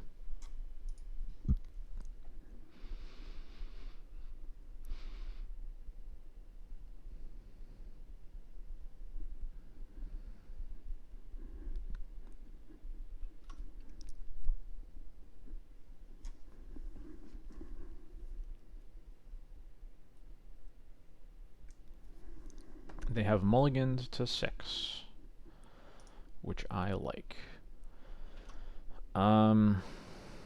Caracas and Plains are basically the same card in this matchup, right? There isn't really a situation where we would bounce Thalia.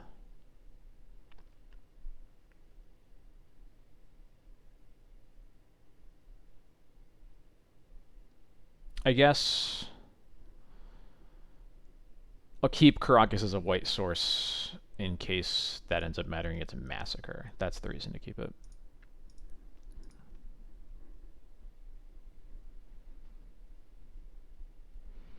Our opponent has Mold to 5. Oh right, they don't play Swamp. Yeah, you're right. Duh. All right, this is a very marginal decision, I think. Anyway. Yeah, they don't play. They can't play Swamp. They only have the 8 tap the 8 MDFC lands.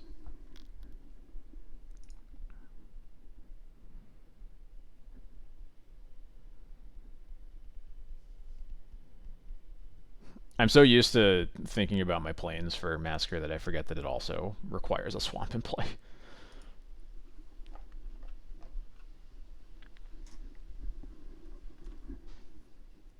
Alright, opponent is still deciding on their 5-card hand.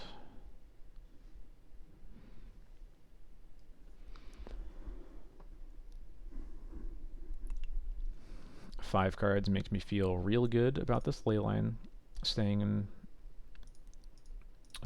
play.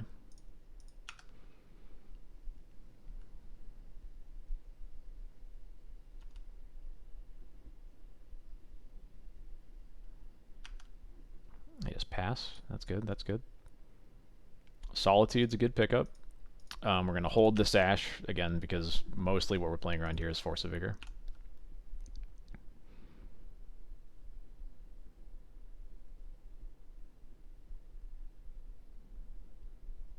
Hopefully they play either a land or a Chrome Mox, in which case we'll Wisp it.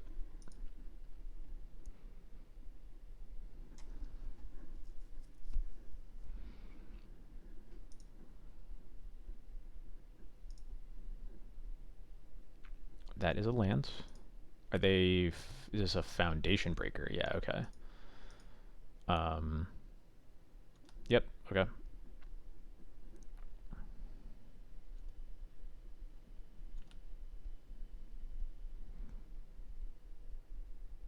Do they have the ability to go off after that? They don't. Okay, cool.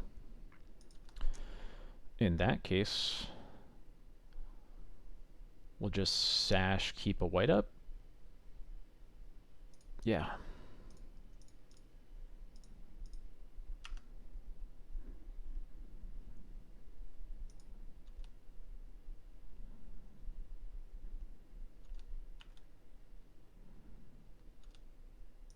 I'll eat my ley line for the clock. Port is pretty good here. I think I'm just going to waste them, though.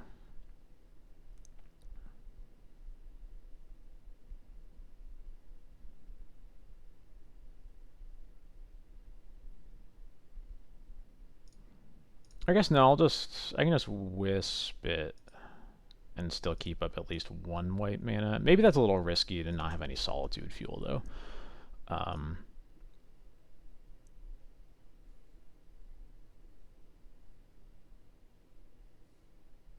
Yeah, I think since I have an answer for the land, I'll keep the Wisp in my hands. I'm going to eat this for the clock as well.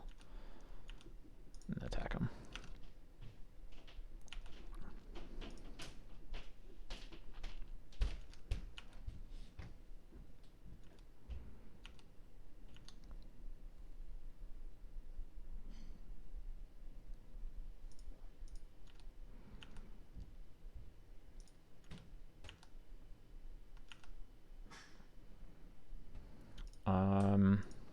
I'm just going to keep up an infinity white mana, I guess.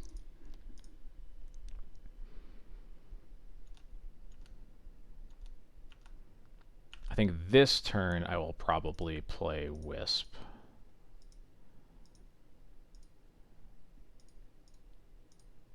Although I didn't draw, once again, did not draw a white card, which maybe makes that not correct.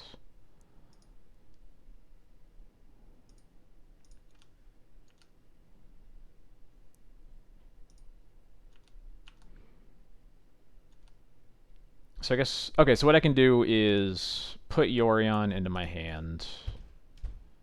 I'm going to do that off of colorless mana. And now I have fuel for the Solitude, can keep the Wisp in play to deal with the lands they put into play this turn or whatever. I will probably play the Wisp here to present the one turn clock regardless. Although if they discard a... no, I was going to say if they discard a permanent, then we can actually just have lethal anyway.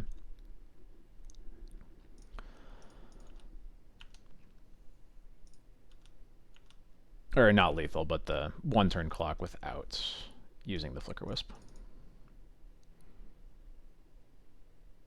But we will Wisp, we will Flicker a Plains to have even more white mana for this Sash.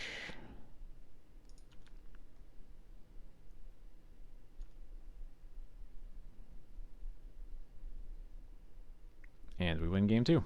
Alright. Okay, yeah, so I am going to bring in these moms for the... what was it? The Skyclave and then the 3 spirits. I think that makes sense to me.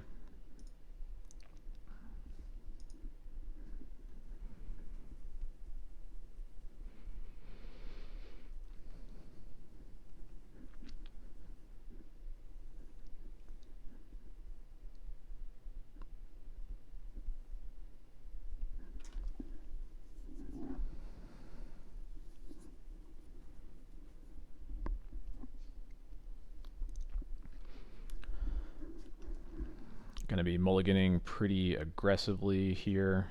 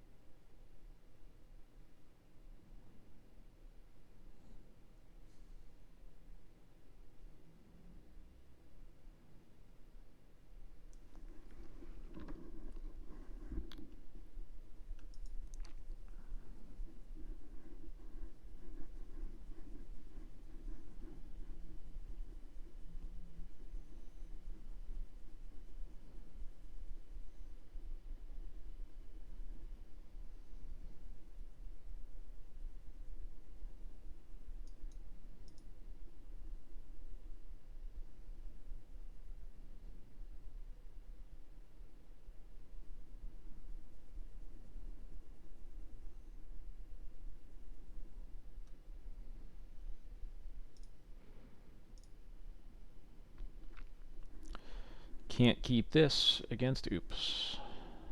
Not even a little bit.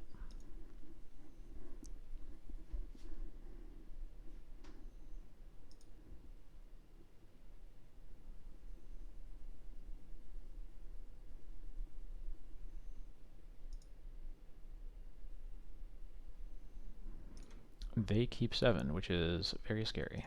I'm gonna mulligan. Don't have anything here either. We can keep this. Thing is, keep this easy bottom. I'm gonna bottom up plains, and I think we have to bottom the port because Lion Sash is just so white mana hungry. Yeah. The nice thing here is that obviously they need to have an answer for the ley line, and we can at least play Thalia proactively in a way that we can't with the Sash.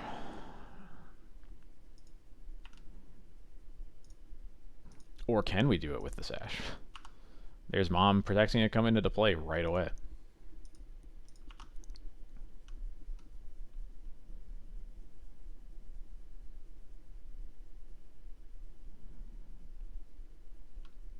Our Aghanim coming into play tapped is very good.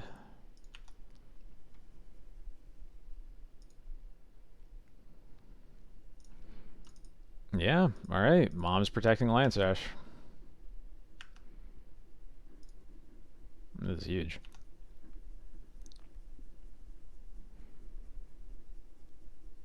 So they can force a vigor. They can kill the ley line and go off this turn through our Sash, obviously, but it's possible that was a reason to play Thalia, but I don't know. I don't think they have an answer to the ley line. I think that's what they're drawing to right now.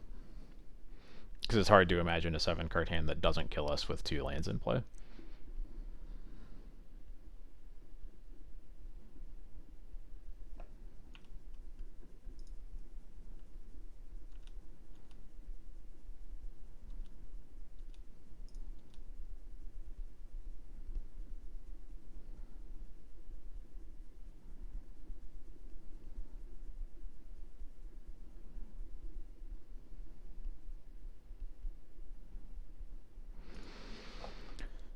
That is interesting. Do we play Thalia or do we keep 3 white mana up for the Sash?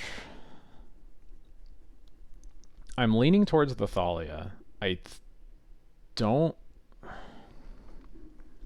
Like, did they play this Undercity Informer just as a blocker, or do they have... It doesn't make sense for them... I guess it's possible they drew the Force of Vigor this turn, I guess? And need to wait until now to use it.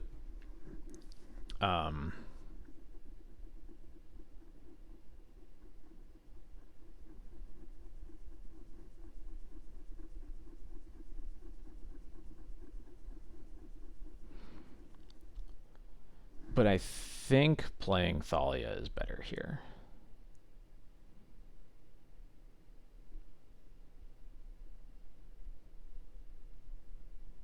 This is really, really complicated.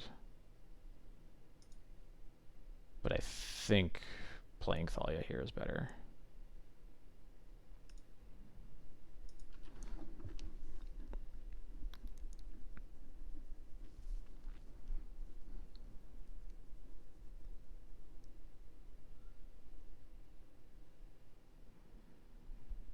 Yeah, I think I agree that Thalia constrains them enough.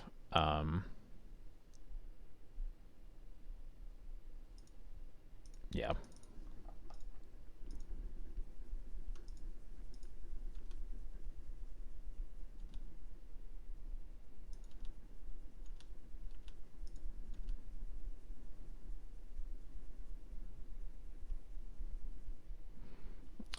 Oracle in hand, double pedal. Yeah, that is fair. If they have the Oracle in hand, that is the way they win.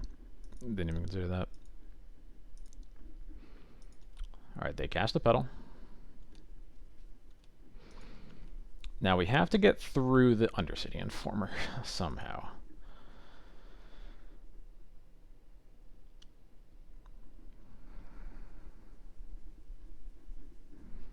And I guess this Wisp starts that.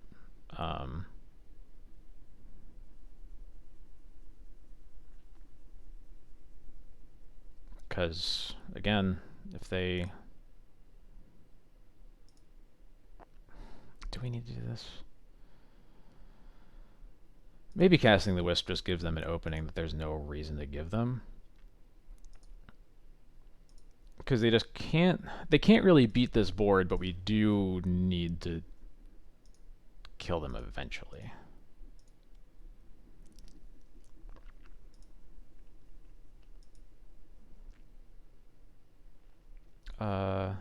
Oh, right, they drew pedal because they would have just cast it, yeah. They didn't draw Force of Vigor. Yeah, okay. Yep.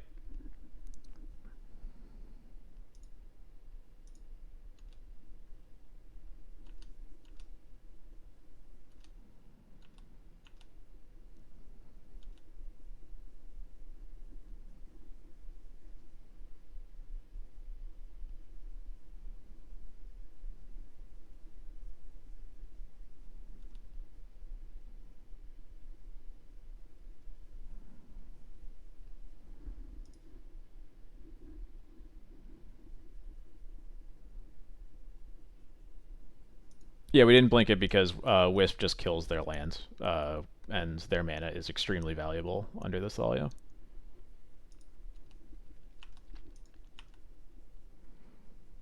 Speaking of killing lands, um,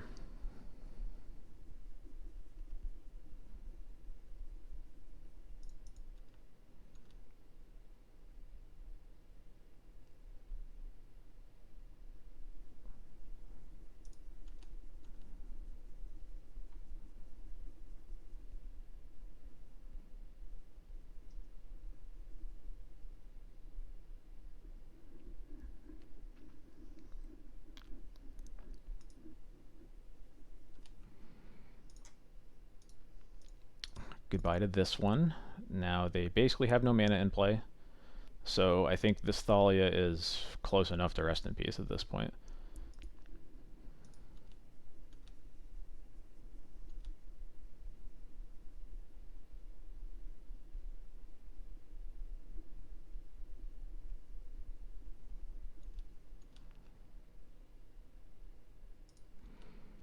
I'm going to sash this. Hopefully we get another... I feel like draw a Wasteland right now. That would be pretty sick. Recruiter.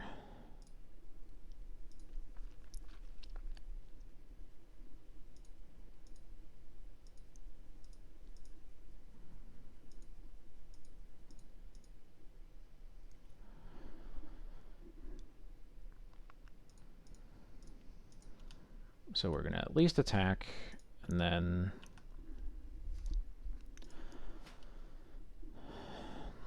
Is there a compelling reason not to cast the Recruiter? Recruiter could Cather kill the pedal. I would probably... If anything, I'm probably just recruiting for a Solitude. Or I could recruit for a Wisp and Stone Rain them again.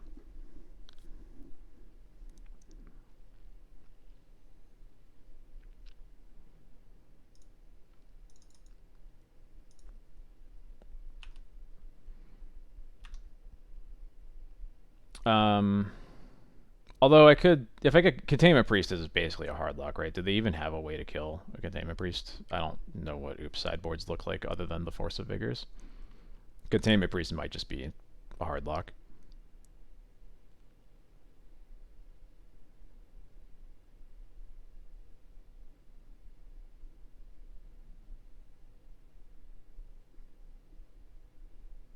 Oh, sure. Yeah. Pedal Pedal Oracle. Which, to be fair, we don't have an answer to that anywhere anyway. The best thing we have is the Thalia that's already in play.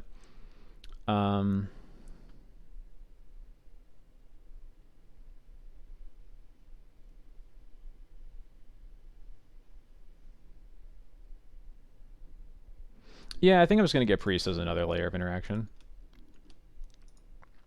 Because I don't... Like, I think it's hard enough for them to beat everything here. The Wisp is going to kill them, I think, in enough time that they're just going to die. But I think Wisp was second on my list.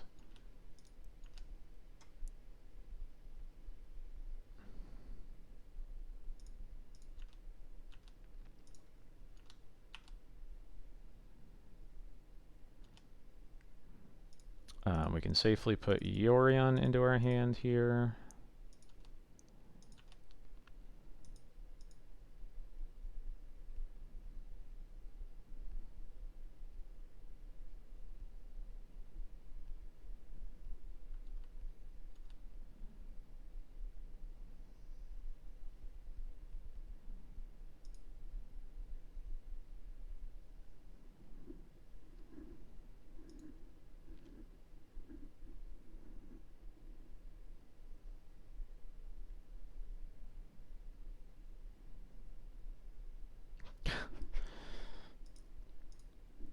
I do love getting myself into situations where I could file for comp.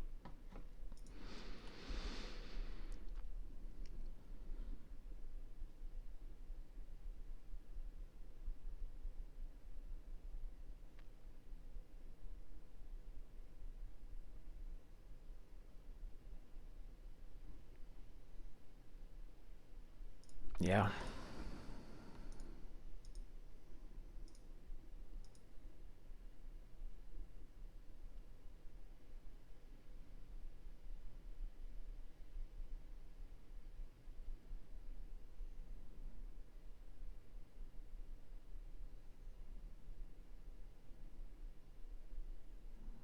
They are casting something. Casting Force of Negation on the Containment Priest.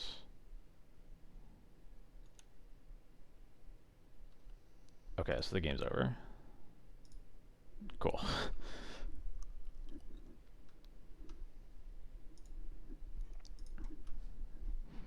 Get into weird long games against these graveyard decks. Yeah, I guess thinking about it more, I think Wisp might just be better there.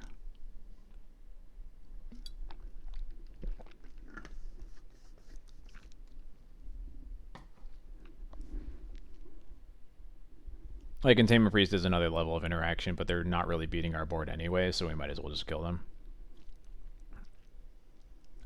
And obviously the Stone Rain is always good. Yeah. Yeah, I think going back there, I probably would have gotten the Wisp.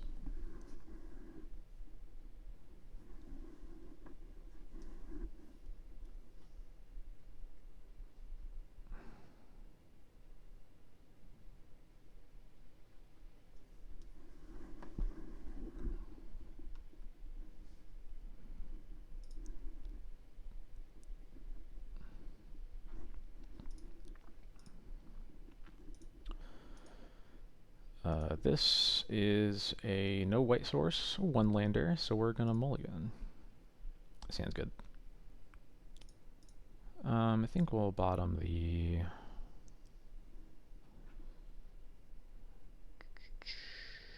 I'll bottom the Wisp here.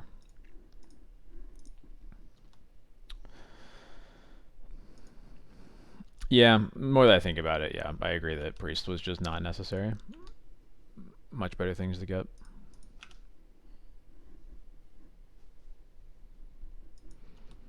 Alright, Windswept Heath, what do you have for me?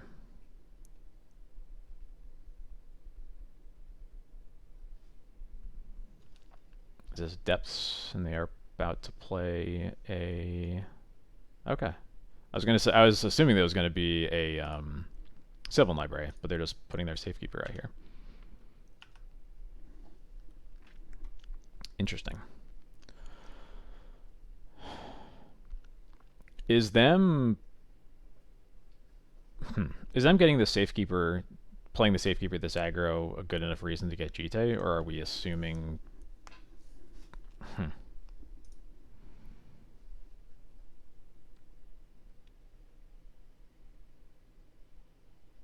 I think I want to get Jite here.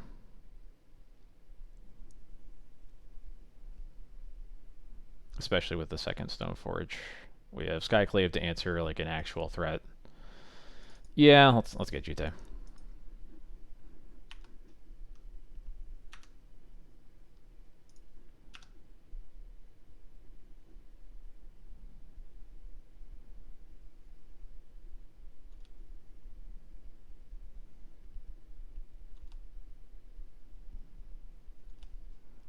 They swords this, so I guess the choice did not really matter. The second one's getting Cauldron. You get Cauldron, but it's defensible. Yeah. I guess in the end, it did not even matter.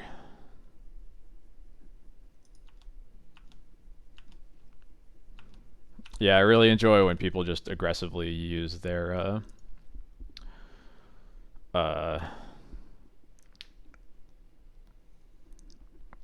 just like use Plow and Stoneforge before it gets to do anything. I think there's a song about that. Yeah, I think so too.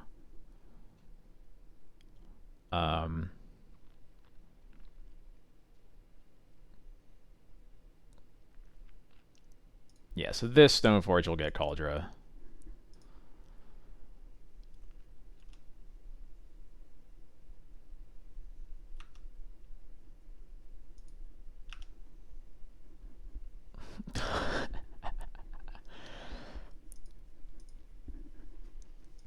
Deep cuts happening in chat right now. Hello, Dark Depths. It's just going to be a prismatic ending. Okay. Annoying.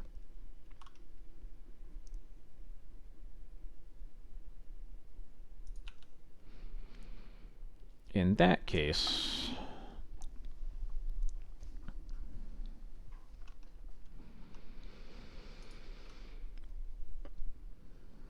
I think Field plus Sash probably. Field the Dark Depths, play Sash. I think that's the best use of our mana here. We could...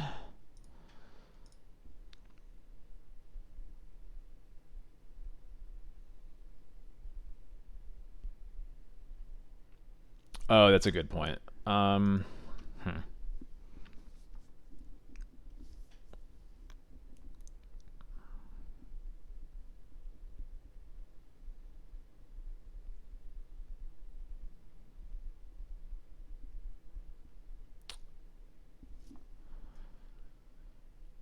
Sash plus Jite. I think that is where I'm leaning to. I was thinking maybe Thalia plus Jite, but I think the Sash is actually better in play, especially when there's lands already there. Yeah, let's do Sash Jite.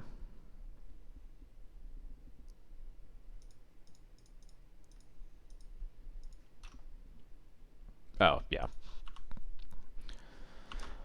Also could just have Caracas, you are correct.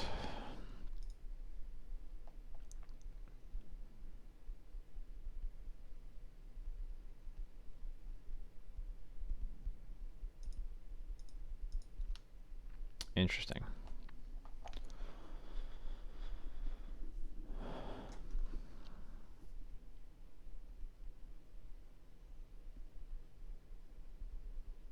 They have a draw step stop. What does that mean? Does that mean anything?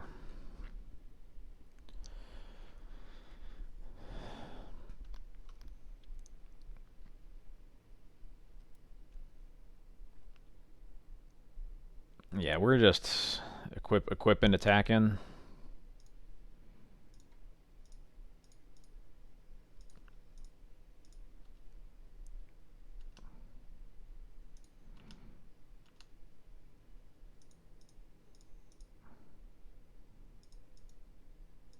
What's the reason to set a damage stop?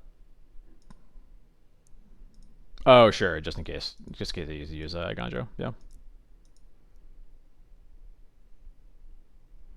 I don't think it's likely we use Iganjo here. I think we're just going to be eating lands, but we'll see how they block and what they do. Whoa.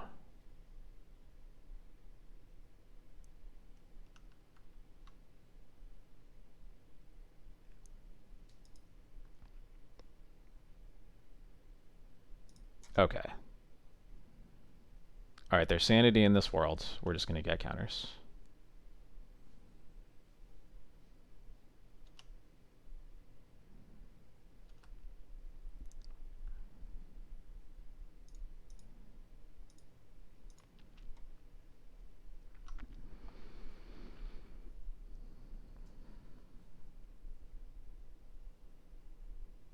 And now we can just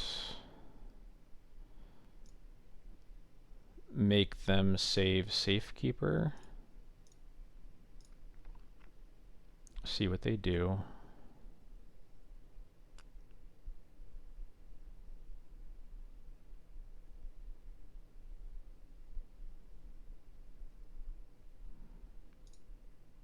Make them save it again. And they don't do it again. Okay, cool. And now we Skyclave the Knight and everything is looking amazing.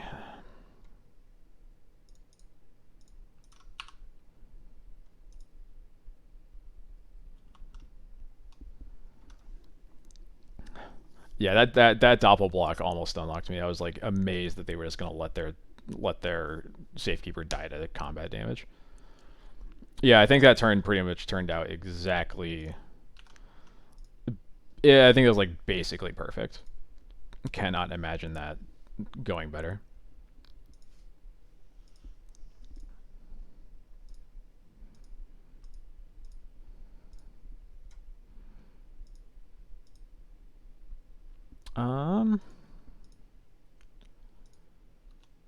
Let us do the attack.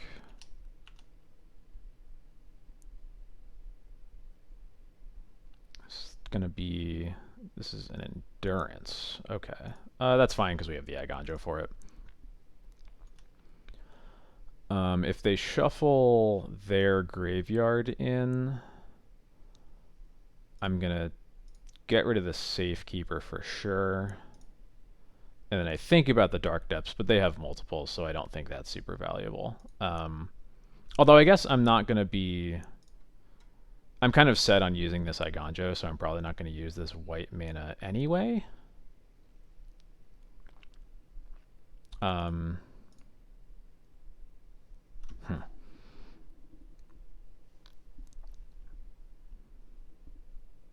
to a 4... Oh, that's... Oh, yeah. Yep, very good point. So we'll get rid of the Dark Depths and a Windswept Heath. Yep. Yep.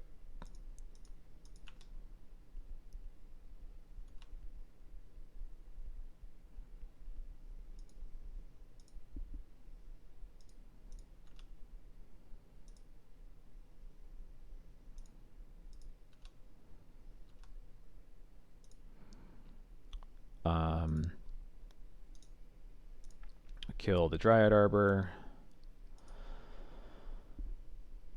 And then we can just Stoneforge. Probably Stoneforge for Skull here, I guess.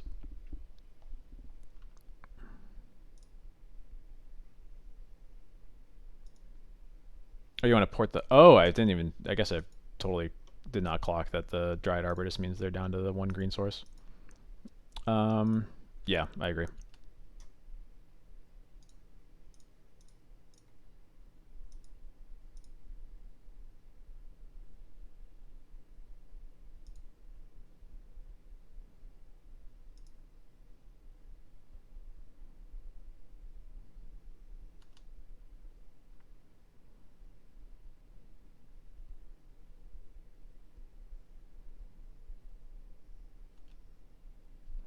Hello, Dark Depths. They attack. That is fine. We'll eat the Dried Arbor.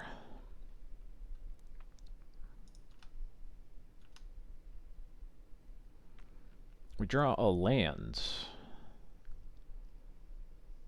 So we just Cauldra them, put them to 3?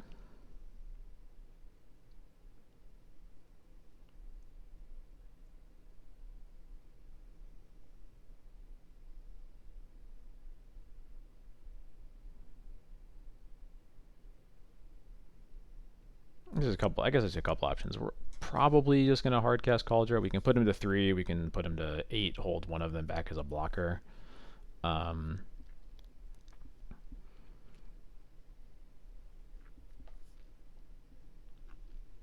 guess we could like Field of Ruin the Depths and play both our 2-drops. That's another possibility, but I think I just like playing Cauldra and killing them.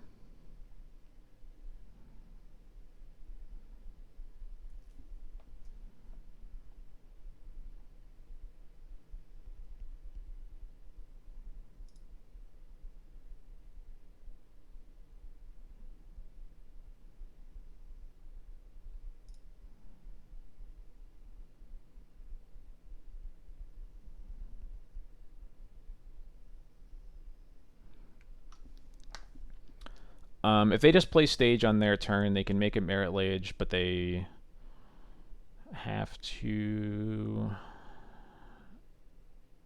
let me do the math here. So if they're at 3, 5, 6... So if they have Stage, the 3 GT counters on the Cauldra mean that the Lage has to be part of the blockers or they die to combat damage. That said, that is very weak to a removal spell.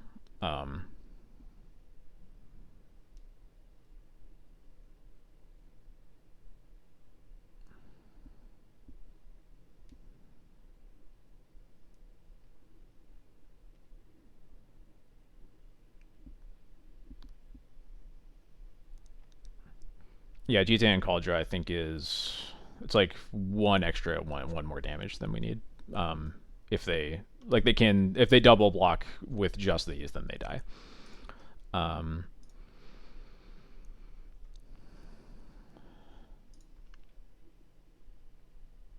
But they might just be so far behind that there's no reason to give them the opening. Yeah, I'm leaning more towards the lower variant line or the lower variants. I agree.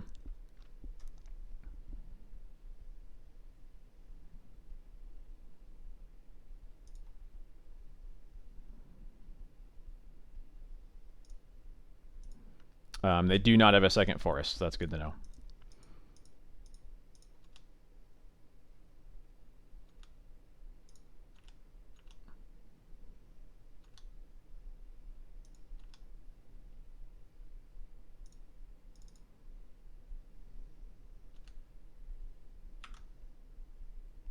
We get a Batterskull here.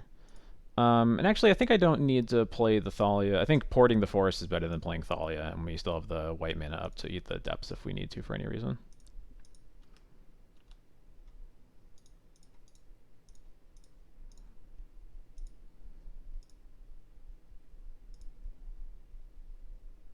They have a crop rotation.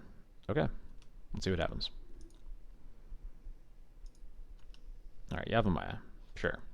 They now have many forests.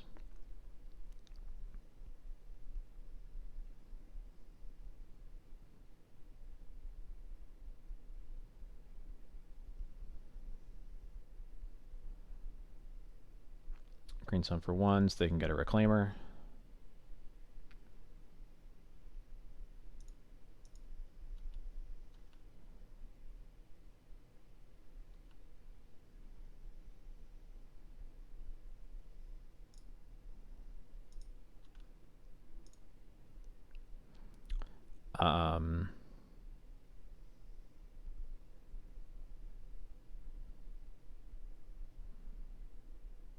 So we could just... Let me think. So we can just take 6 here. We could block and use GT counters to shrink, but they're just dead to the Cauldra, so I don't think there's a reason to block here. I guess we could...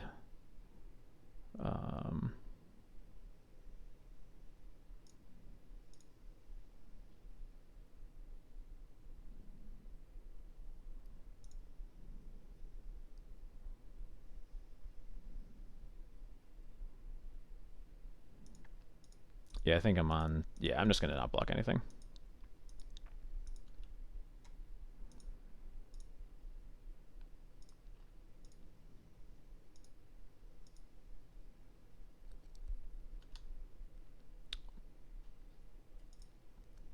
Block nothing.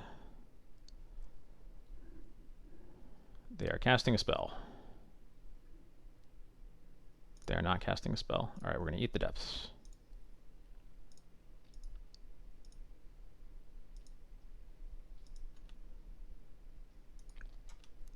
They only have 1 mana, so we can play Thalia.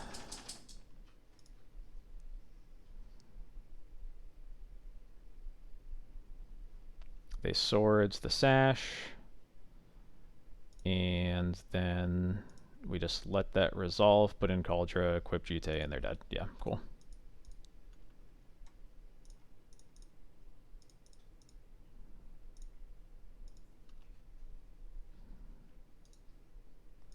Yes, you probably. I am guessing you all heard our dog wake up and shake a bit. All right, we just pump. Not gonna bother doing the math. We're just pumping all the times. Well, we need to do them all anyway. Cool. All right. Spent a little long on that one, so I'm gonna pick up the pace a little bit. So we're definitely in these cards.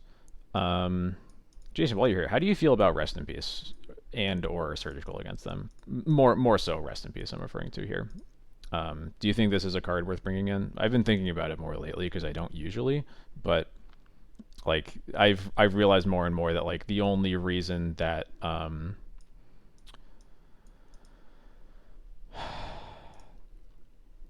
most of the time that the games are hard, it's not because they make Lage, it's just because they have a bunch of big dudes. And then I realized that Rest in Peace just kind of works against that. And you like Peacekeeper too? Okay. I believe that.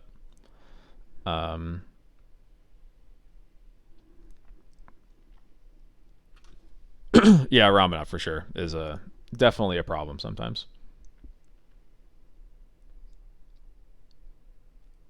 So what are we gonna cut? I usually cut some number of Thalias. Spirit doesn't do much. It's really only Spirit is just Sylvan Library, no other cards.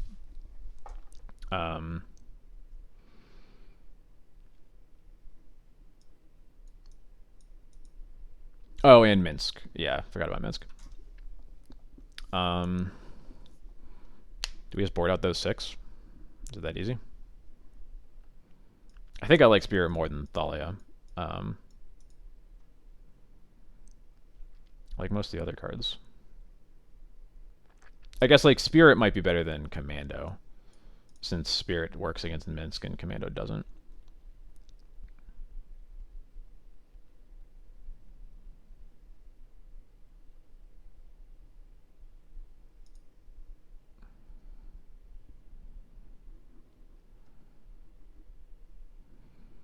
Shaman Recruiter versus Torpor. Yeah, that does make a lot of sense.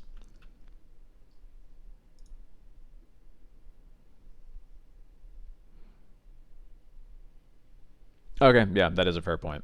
I do think that is close though.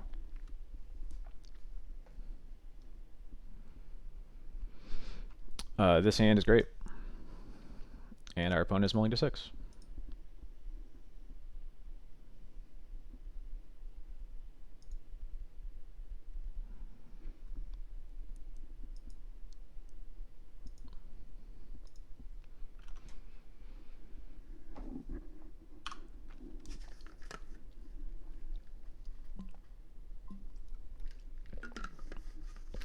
All right, no Reclaimer.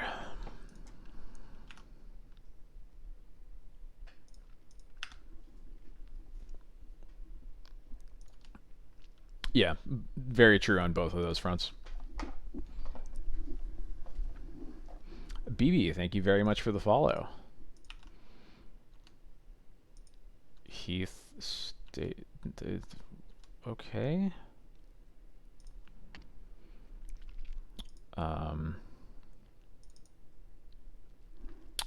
I don't know what they're doing.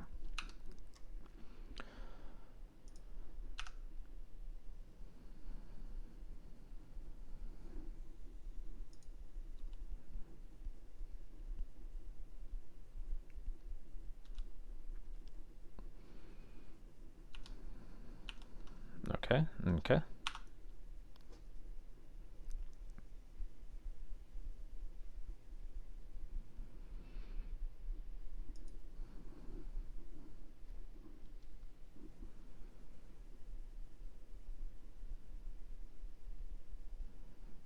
What? You don't even...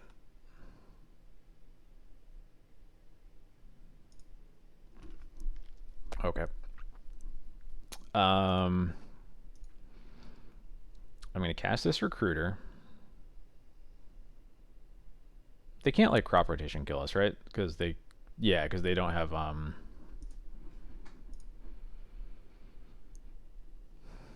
Okay, so I guess if they have 2 crop rotations, they kill us, right? Because they can rotate the Savannah into Yavimaya, Wasteland, into Depths. But I don't think we play around that at all. I think if they have that, we just lose.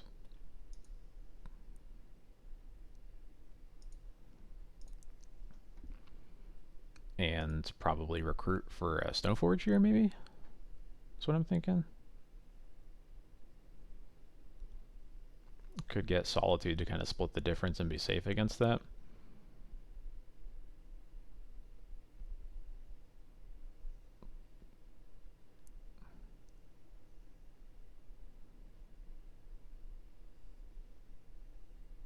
Yeah, that's a good point. Yeah, I think I'm into that.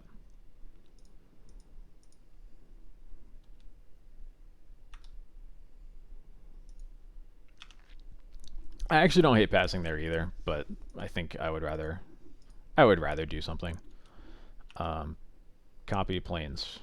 So you're just gonna...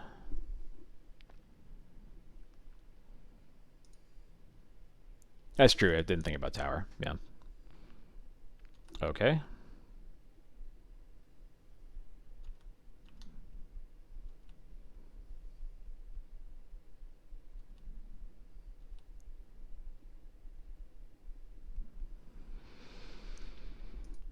I do not know what to make of this.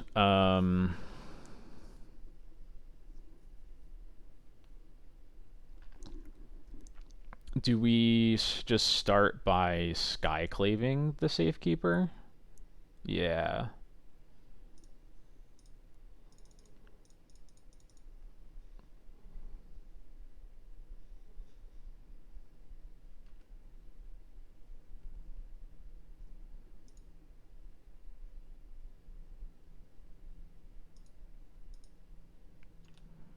Maybe plowing is better, so you consider playing Wisp?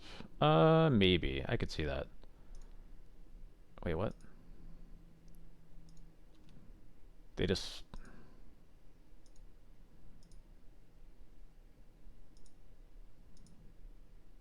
I feel like opponent.exe just crashed. I don't know why they floated mana and then just let this resolve. I'm very confused.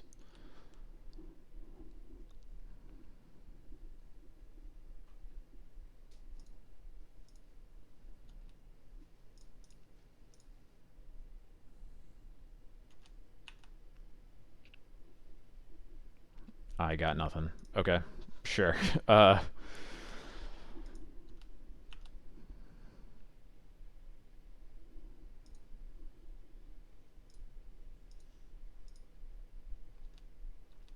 now they're gonna not do this on their turn, so I can just play this Field of Ruin and have the answer for the Dark Depths. Yeah, cool.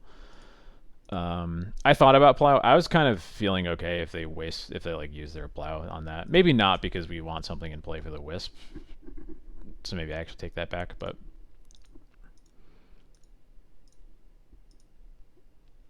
oh right, they have Wasteland. Yeah.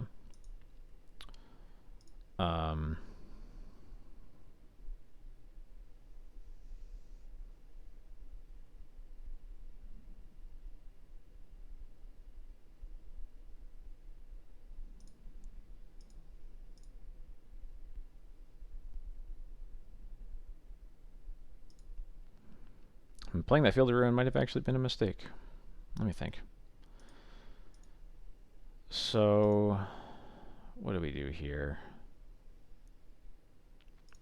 I think we just start by attacking with Skyclave, see what they do. Yeah.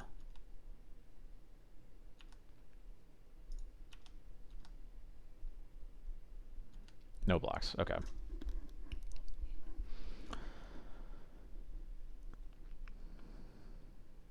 In that case, I'm thinking we're at 21. We could wisp the recruiter. We could add Yorion.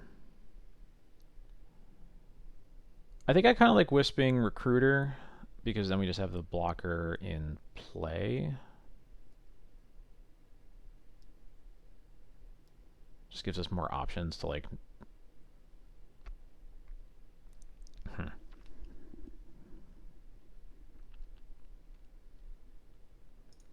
Yeah, I think I like wisping the most. Yeah,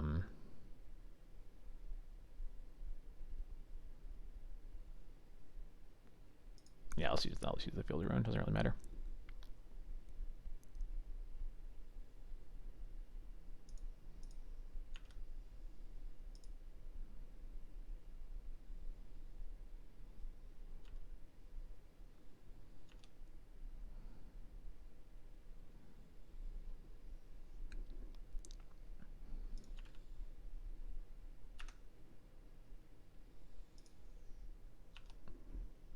Slain West, yeah, 100%. I think I tend to obviously like I think obviously being a 21 is very different and important. I think I tend when it seems like Lage is the only thing they have going on. I think I tend to play more conservatively just to be safe. And then. Is there a good reason not to plow now just to make them use the first crop rotation? We just do this now, right? I guess we could wait to make them use the first one. Yeah, we should wait.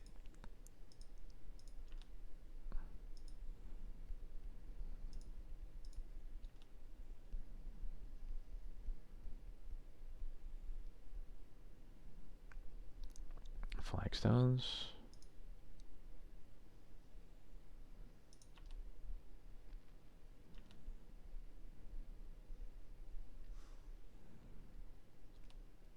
I'll take the block.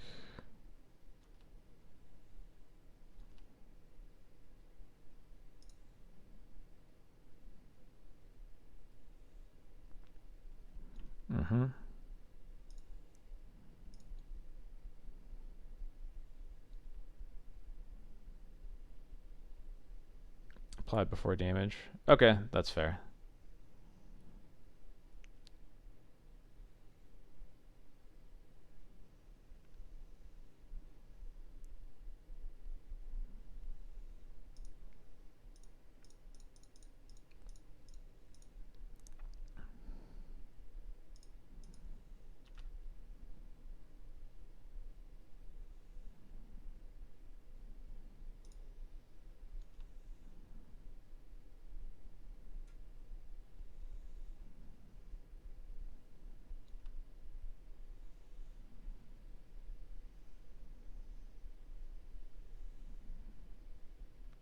Only have one crop. Okay, yeah, that's totally fair. So with this one, I guess we let this resolve and then we use the second one in their upkeep, or we use swords in their upkeep, right? Is there a reason swords now?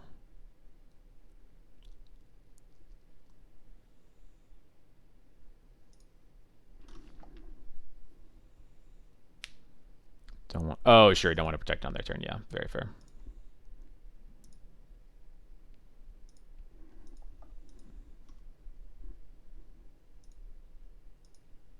Cool. And now we can attack with Skyclave.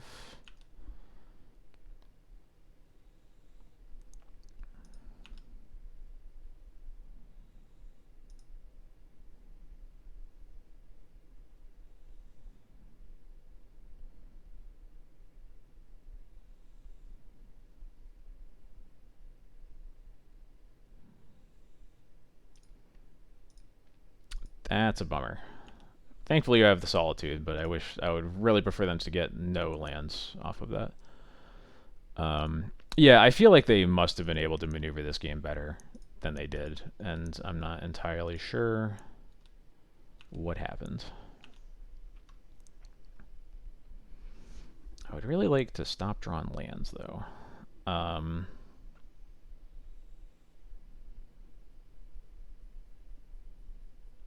I guess do we just attack all and bait them into the block first? Because if we Iganjo, they can't step it. Let me save the Solitude for something scarier. Or is that just too bad into swords?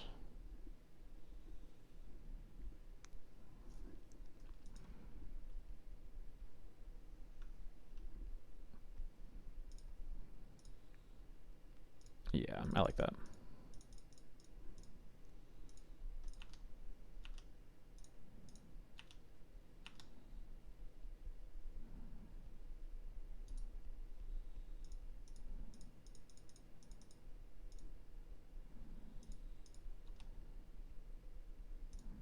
Yeah, I should have waited till post. I should not have put Yorion in my hand until after the attack, but they gave us exactly what we wanted. Trying to play a little fast because I just realized I have like no clock right now.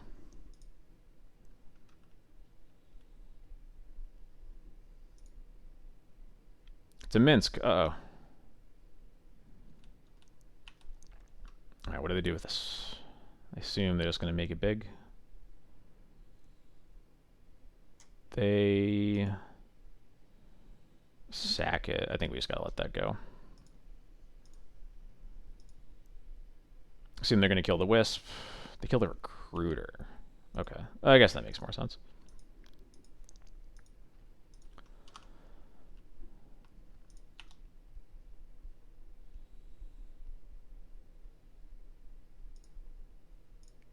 Now we can cast this Cauldra.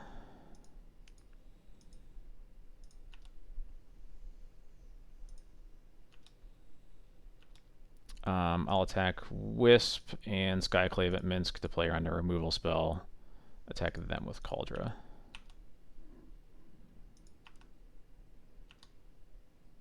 Cool.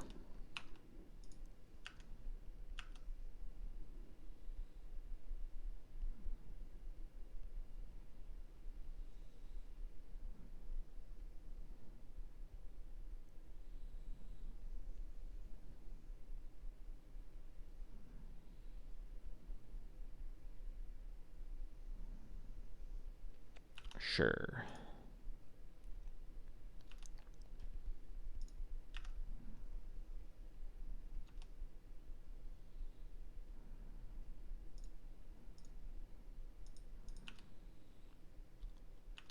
Attack with both. Germ will go away. See ya. I think what I will do is cast Yorion. Flicker both my things.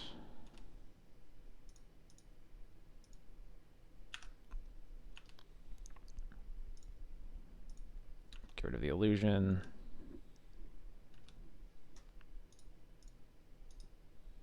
And I'll tap the tower, so they have to use it now.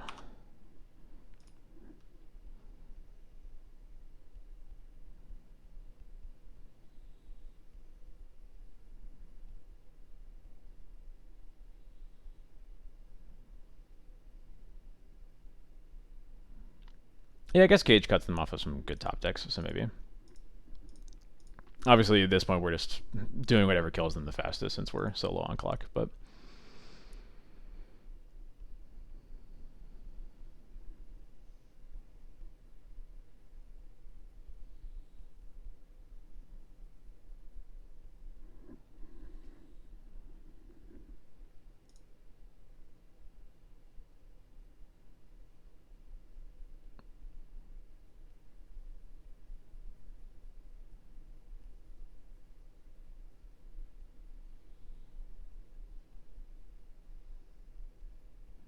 Okay.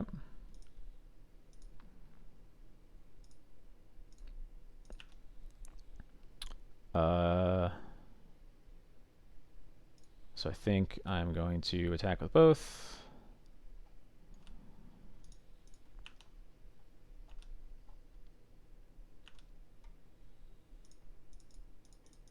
I will Skyclave the Knight. Play Cage. I'll port their stage.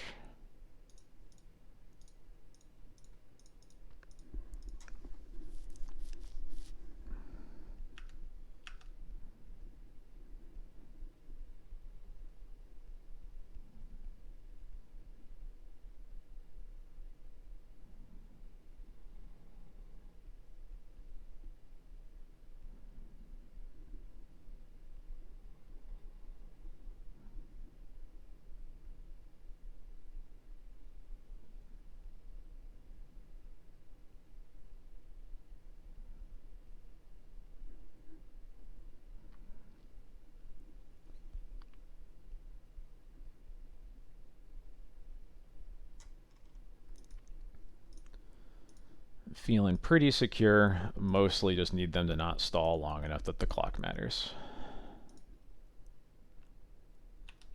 Minsk.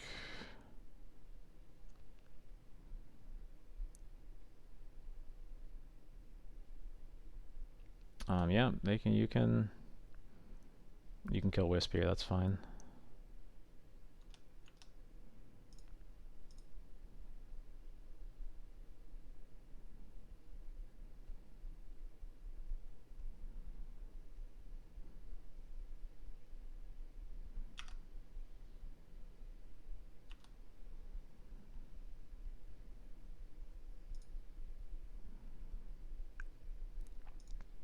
So I think I will just Judgment the Minsk so that I can attack them.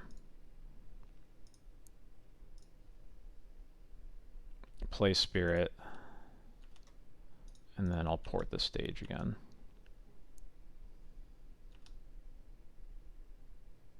Should have waited till post-combat for that again, but, you know, just doing what we can.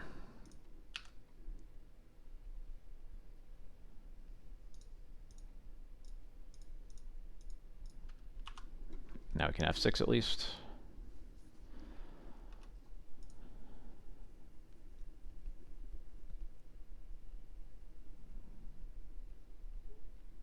Well, that is a bummer. So they have a Lage.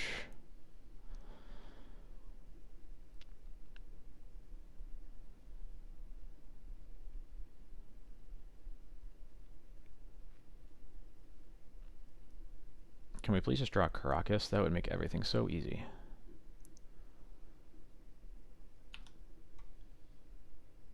Thank you. Thank you very much.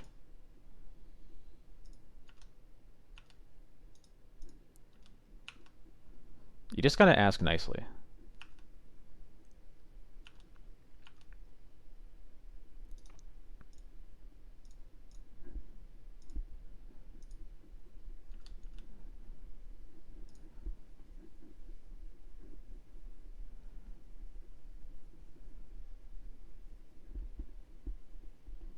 All right, cool.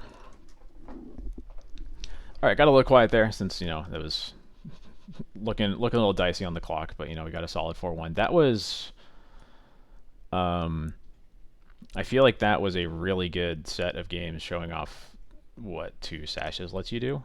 Obviously there's the match, that one match against Reanimator where we actually had to fetch both with Stoneforges and it was a huge deal. Also just seeing them in our hands more often. There was a lot of instances where we just naturally drew a sash and it was really good. Starting to like this card more and more. The more it's in play.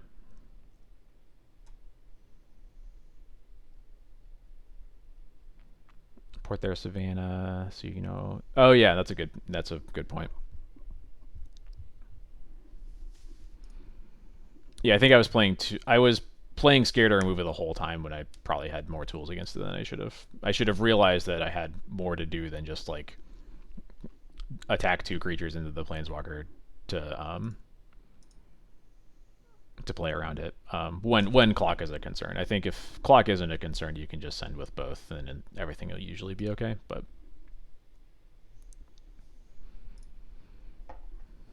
yeah, totally agreed.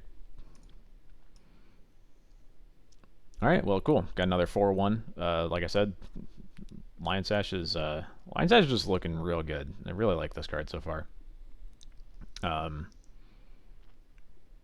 and I recommend putting.